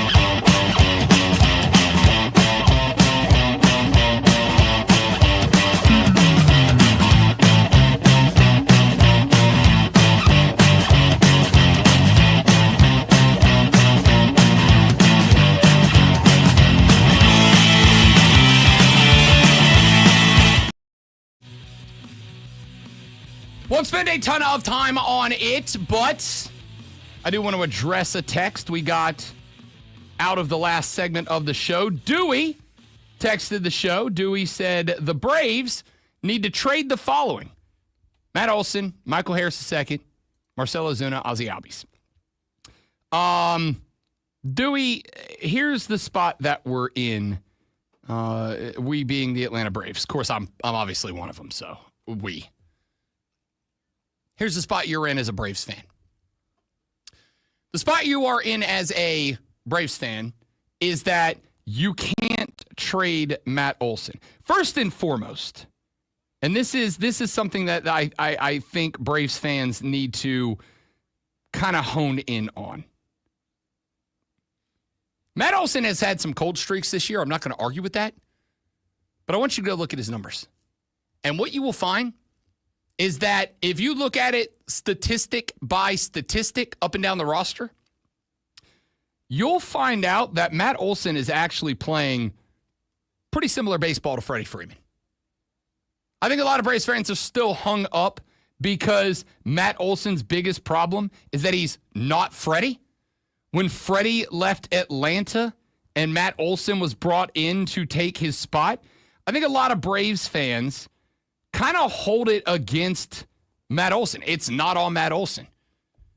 He was in then Oakland, now not Oakland. He got a deal to come play for the Braves. He had nothing to do with that.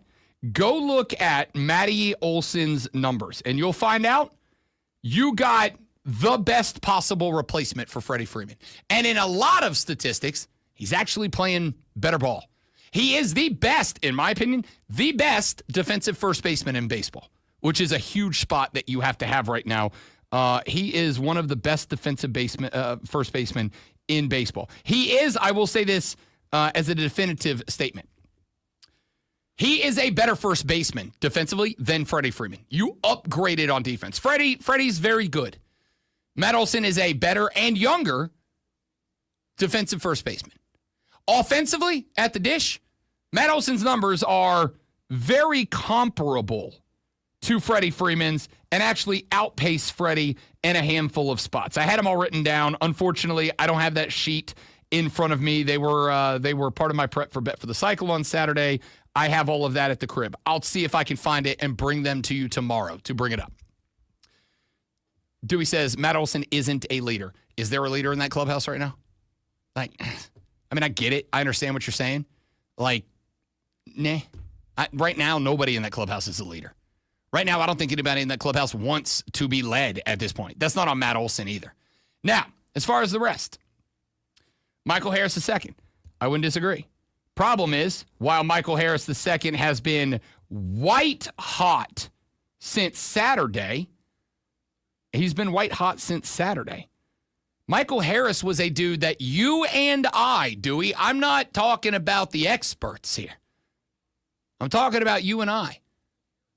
A few weeks ago, one of the few non-combative exchanges you and I have had, Dewey, was in agreement that Michael Harris II needed to be sent down to Gwinnett to find his stroke again because he was miserable at the plate. If I recall correctly, the number was like 120 some odd, 30 some odd, maybe higher at bats without a walk. That's insane. That's genuinely insane that a pro baseball player can go north of 120. And I don't remember what the number was. For some reason, my brain is telling me that it was like 190. But it was some stupid high number, well in the triple digits, at bats without a walk. And on top of all that, you couldn't hit the baseball. You just couldn't hit the baseball. The problem that the Braves have bumped into with the strategy that they have employed the last couple of years of find dudes, develop dudes at Gwinnett, bring them up. If they have a great year, just sign them to a big fat extension ASAP. So that you have a young core of dudes that you have their futures under club control for a very long time.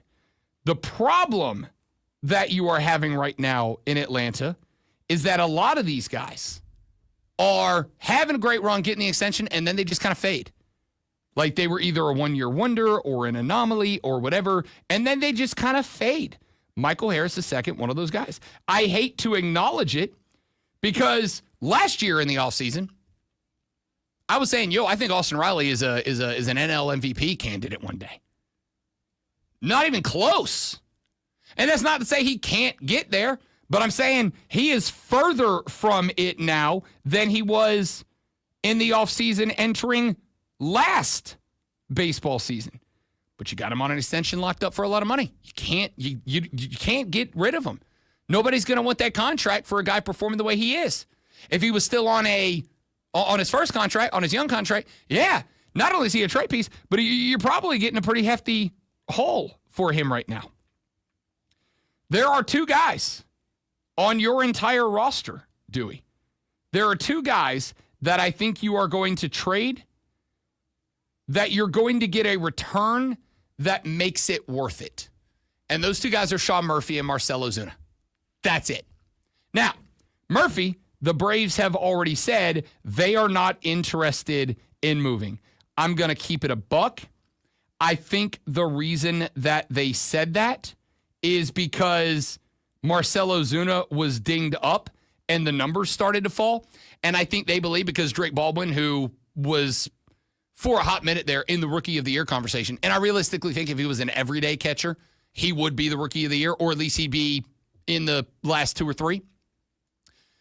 When Baldwin was hot and playing great ball, and before Marcell Ozuna was dinged up and was playing good ball at the DH spot, Sean Murphy was probably a movable piece.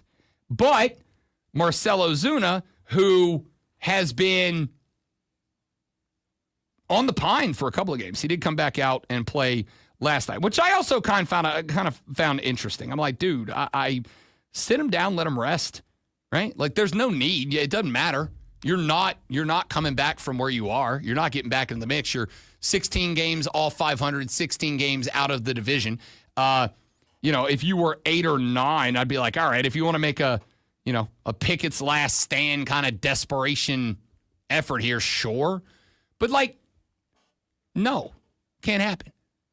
So sit him down, let him rest up, let him be trade bait. That way, when you dangle him out there on the block on Thursday, you would be able to tell teams, listen, he's going to need a few weeks to get back to full speed ahead, but we've had him sat for 2. He's already knocked out 2 of the 4 to 6 weeks that he will have to sit to get fully healthy. I don't know why the hell Marcell Ozuna was back in the lineup last night unless you just ran out of people as a whole, like in the dugout, which I can't imagine was the case. Ozuna's still worth something, and considering I expect tomorrow at the MLB trade deadline, there's not going to be a lot of sluggers. There's not going to there's a couple. Eugenio Suarez was probably on that list, but he took an HBP to the hand the other day, and there are questions. We are still waiting to find out. What's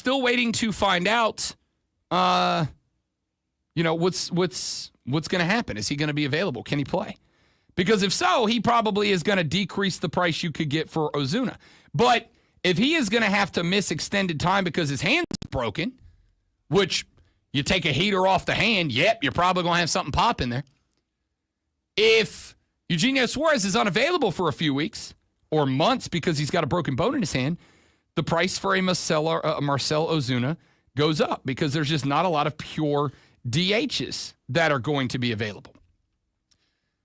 The other thing you have to realize here, and I'm not saying you don't, Dewey, this is more of a general statement, but I think the other thing that you have to realize here is you're not getting back anybody that makes an impact now. You are making a trade hoping that you can completely restock the farm. Single A, double A, triple A. You are hoping you can restock the farm at every level. And law of averages says if you bring in 7, 8, 9, 10 prospects, 2 or 3 of them down the line turn into pretty good Major League ball players. I think Michael Harris is a possibility, but again, he's been hot for 4 days. Like, you also have to put into perspective the previous 90 games where he was not good. I think Ozzie Albies might be the guy that you could make a move on. The problem is Ozzie has been wildly streaky. And you've got him on a big contract, which means that either A, you're not going to get a big-time return out of the guy, and if you're not going to get a big-time return out of the guy, maybe you just leave him on the roster and hope that this was just a bad year. It's a bad year for everybody in Atlanta. There's something going around in the locker room. It's a bad year. You hope that he's able to take the offseason, maybe spend some time playing some developmental ball somewhere, and he can get his stroke back. And he goes back to being the guy you paid him to be.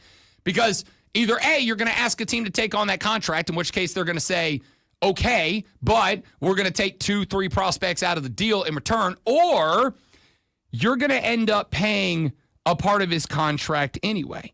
And it's not that the Braves are cash-strapped. They are not. The problem is, since they sold and went public, and this is the spot that when this happened, and we talked about it on the show, I was nauseous at that point. By selling and going public and allowing a bunch of rich dudes to become the controlling interest of this team, whose only objective is not win World Series in Atlanta, what's the objective of rich people in control of a business? Make money. As much of it as you can. That's it. There is one thing that matters. Bottom line and dividends. Nothing else. And so if you are asking this baseball team, and this is my honest to goodness biggest fear, a team whose objective is merger, dividend, bottom dollar, whatever other big investment terms you want to use here. If any team has that as their objective, long-term development does not matter to them. Long-term development is an irrelevant concept to them. They are not going to say, if we move these two guys, we're probably going to be bad next year, but in 2027, we might have a damn good baseball team. Because that means they got to wait until 2027 to see a payoff. Which means they could lose money and that bottom line could go down for a year. And at the end of the day, for a business, not an owner or a small ownership group that cares, for a business who does not have a guy, the only thing that matters is the people who own the stock. And I promise you, Dewey, you and me ain't got the stock like some of these highfalutin folks in big, tall ivory towers in Atlanta have stock in this team. They don't care. They don't want to wait until 2027 for an ROI. They want it now. So they'll keep the names that sell jerseys and sell tickets, and you're going to pay for it, man. You're going to pay for it. How long has it taken the Packers to get back to being good? Get my point? Get my drift? It's just not a good spot for the Atlanta Braves.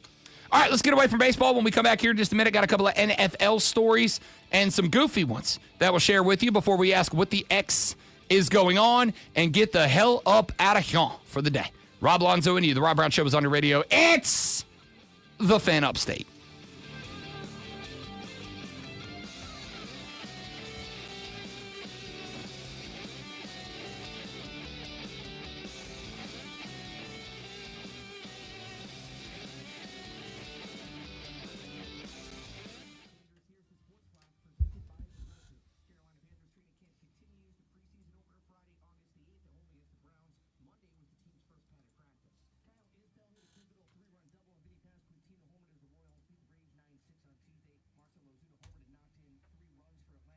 Oh, man.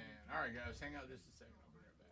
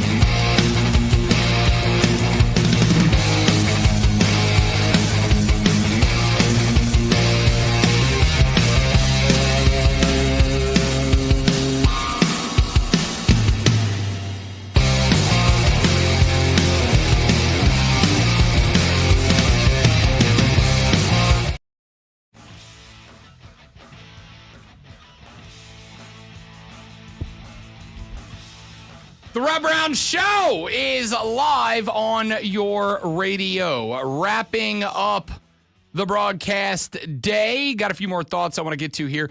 I was yesterday after the show was talking to a friend of mine and down in Florida who watches the stream every day. And I was asked why it is. We had a chuckle yesterday because there was a point, and I don't even remember what the segment was about, but we had a conversation yesterday because in the middle of one of the network talking head shows, the debate shows that happen when we're watching the TV in the AM, they were doing, I thought, like a couple of really interesting NFL segments, and then just wedged in the middle was like a random Dallas Cowboy Dak Prescott segment. And so, like, just pointed at the TV. He's like, look at this crap. They didn't say that. Didn't have to. The point was all I needed. And, you know, I've said before, it gets infuriating with so much going on in the league. So my buddy said, I tuned in for a little while, and he heard the segment where I said, you can tell the difference in Philadelphia and Dallas. And you can tell that the difference between Philadelphia and Dallas right now is not necessarily the talent. Because honestly, I don't think they're separate. I mean, they're separated, but like not by that much in talent. The difference is how the team is run. And I played you 3 clips yesterday to illustrate that.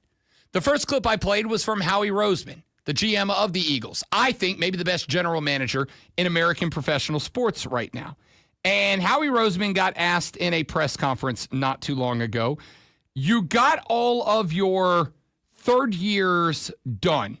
Third year being rookies drafted 3 years ago. They earned an extension. You got them all done pretty quick, really before anybody else did. Why? What's your philosophy on getting that done so quickly? And the response from Howie Roseman was, we want guys to know that if they come here and if they perform and if they dedicate and if they get after it, they can stay here for a long time and they can be rewarded in this program, in this franchise. So we want to get them paid. Like guys that earn it, we want to get them paid.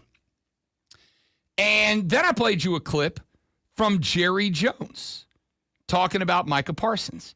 And Jerry was fighting through excuses why the best defensive player on his team, Micah Parsons, to the chagrin of Cowboys fans, who at camp over the weekend were screaming at Jerry Jones to get that deal done so that Micah doesn't bounce and head somewhere else.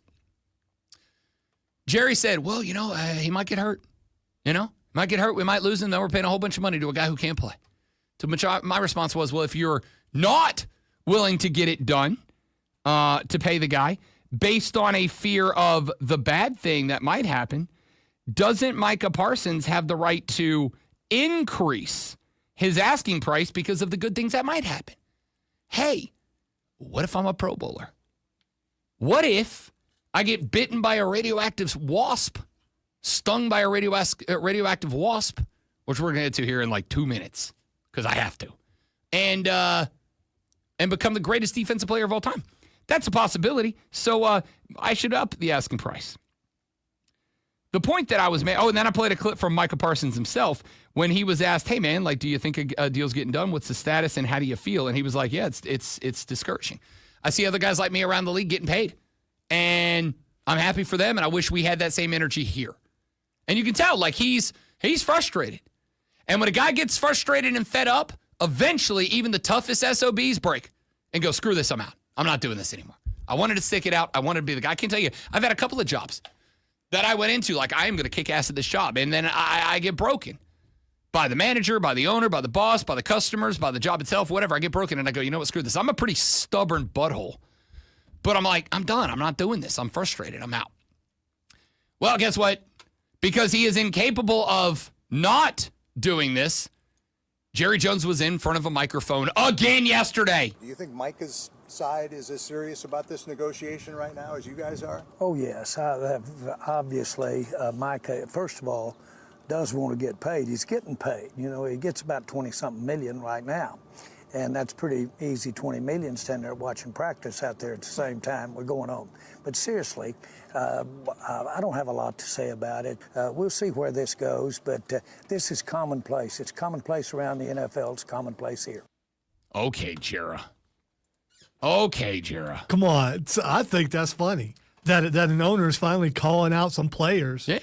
I think it's funny. Yeah. So if the player is doing that to the owner, you'd be laughing, but you're not laughing. Is it just because it's Jerry Jones? If the player was doing what to the owner? Making snide comments, being sarcastic, whatever. It's not the snide comment. It's not. You know me. I love a snide comment. It's not the snide comment.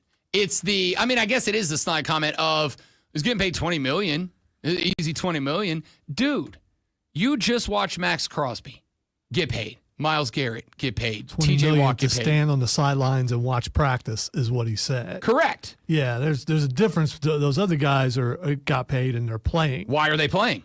Because they got paid before camp. Because they got taken care of.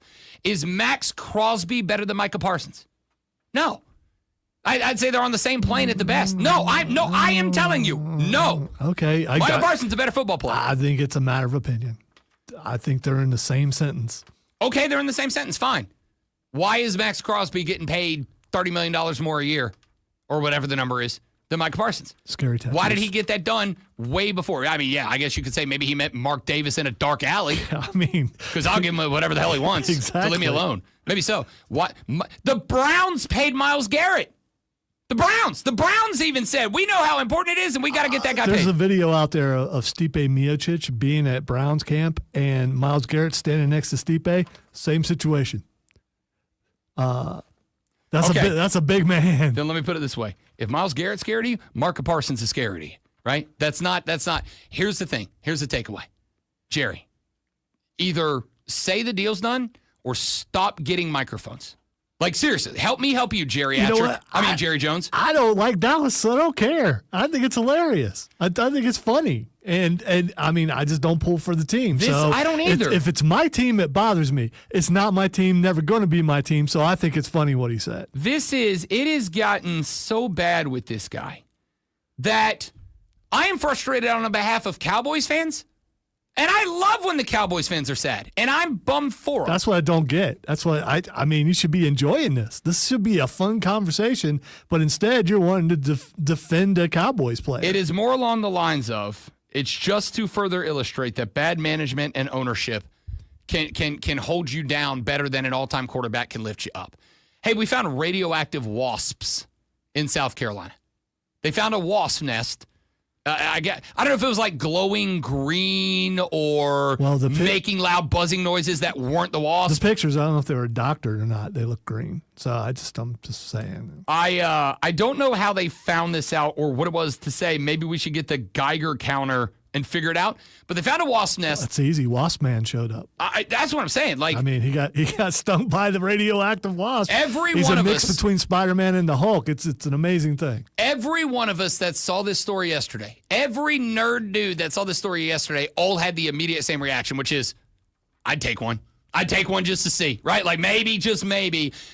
With everything going on in the freaking world right now, with all that's happening out there, now we have radioactive wasps that we have to deal with. What is happening? Well, remember the location, and all I can say is I'm not gonna lie. I just know it's in South Carolina. I don't remember where it was. It's somewhere around, I believe a nuclear power station. I could be wrong. I could be wrong. But I think so. And some of you probably eat the fish out of there. I hope Cole didn't eat the fish out of there. What is radioactive wasp?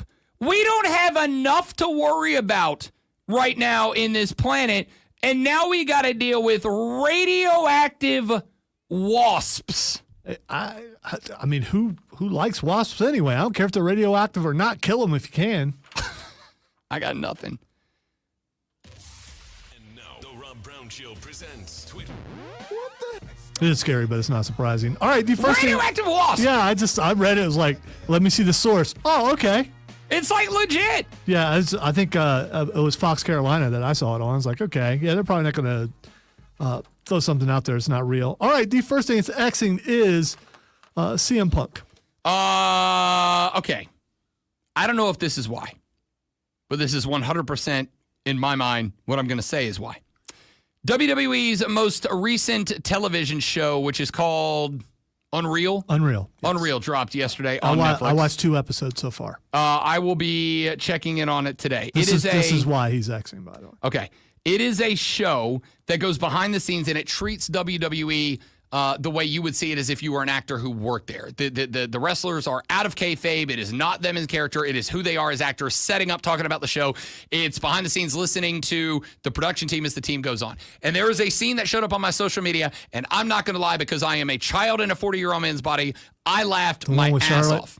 The one with Charlotte, where Punk and I believe it was Randy Orton were having a conversation, asking each other. One of the War Raiders, and I think Ivar, one of the War Raiders. There was the bigger one, yeah. A group of the boys in the ring, and they were telling this story about apparently how each one of them has at least on one occasion crapped their pants in the ring during a match. And that's like a thing that happens. Yeah, football players do that sometimes. Sure. And listen, you take a big hit. Yeah. Stuff comes out. It's going to happen, right? Especially if you had a big And one. then Punk absolutely and hilariously decides to ask Charlotte Flair, who was stretching in the ring, hey, Charlotte, you ever bleep your pants in the ring? And she's like, what? And he goes, have you ever bleeped your pants in the ring? And she's like, no, dude. And if I did, I wouldn't tell you. But I had peed a little. That I haven't gotten to that episode yet. So the first couple episodes, I have learned some things that I speculated about. I'm not going to go into it, but I speculated about how things were run, and it's confirmed, and I thought it was cool. So, and for all you people out there, it's not real. Yeah, they know that too. Okay, it's still real, and it hurts, and sometimes you get hit hard enough that you pee. All right, the next thing that's Xing is Ben Johnson. Okay, so Ben Johnson is Xing, I think, because of the fact that things don't look like they're going great for the Bears right now. We're only a couple days in. Like, I'm not panicked. I am intrigued by this, but the video coming out from the Bears, and remember, propaganda extravaganza. The majority of what is happening is in front of media sessions where most NFL teams are just going to like stretch and then do the things they're most comfortable doing. So the media gets good film, and then the team's going to put out the rest. But there are a couple of clips that have come out that aren't so great for Chicago. Number one, and I am a believer in Caleb Williams, but they put out some clips of him that do not look good. But again, he's drinking through a fire hose right now, right? Like he's got his third offensive coordinator. It's a new head coach. There's a lot going on. Number two, they ran a trick play at practice the other day, and I swear to you, I'm not trying to be disparaging because I do believe in Ben Johnson, and I think this team's going to be better this year. They look like a damn middle school team running a trick play. It was pathetic. Not just that, but DJ Moore had some things to say. You should check that out. Yeah. Give me the nuts and bolts real quick. No, I don't recall exactly what it was, but it was very disparaging. And I haven't confirmed it was actually him. It could have been Dr. Day stuff. So, but it looked like him on the show talking about it. And finally, the last thing that's Xing, sadly, is tsunami. So there was a massive earthquake off the coast of Russia yesterday, and apparently California is now under a tsunami watch. It is possible that a massive tsunami could make its way to the West Coast. I've seen video. It looks like it's already getting hit some. Yeah, they are expecting that this thing could be as tall as 4 feet traveling the ocean. What I read this morning, I don't know that this is true, is that rule of thumb is for every foot that it is in the open ocean, you multiply by 3 when it gets into shallow coastal water. So this thing could be 12, 14, 20 feet tall.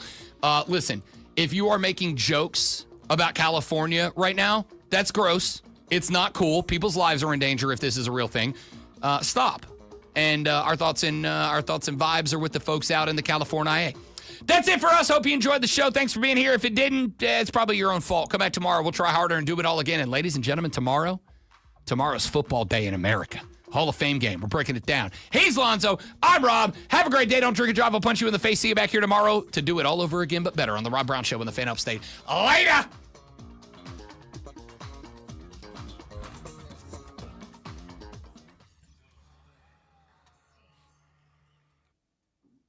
Hawaii's also under.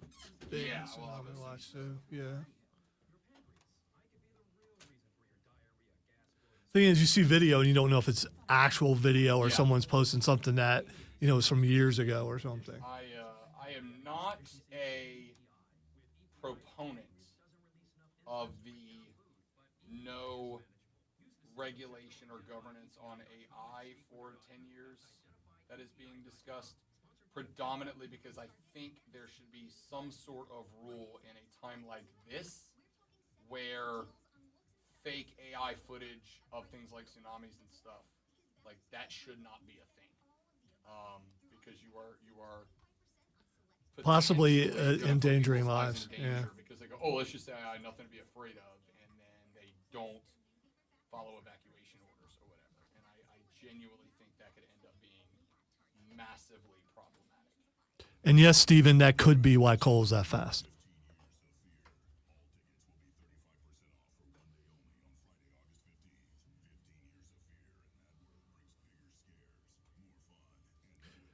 It died an ugly death a long time ago, Steven. Is Radiant due to yes? Well, no, it's not dead, but it's in a coma. Well, people don't like each other now, and there's a lot behind the scenes. There's a lot of things going on. So, but yeah, I just and mostly it's all Rob's fault. That's fair. Yeah, I accept that. I mean, I'm not being mean I'm just being accurate. It came down to Stephen. The unfortunate reality about aging is that the older you get, the progressively more difficult it becomes to get multiple adults together for a thing in one place at the same time. Or just one adult. just one adult. That one over there. Because the majority of the people in the show were already there on Saturday. So hey, you're busy, you got a lot of jobs. And then there was marriage in there and other stuff. There was a marriage in there, and that did cut into my D&D time.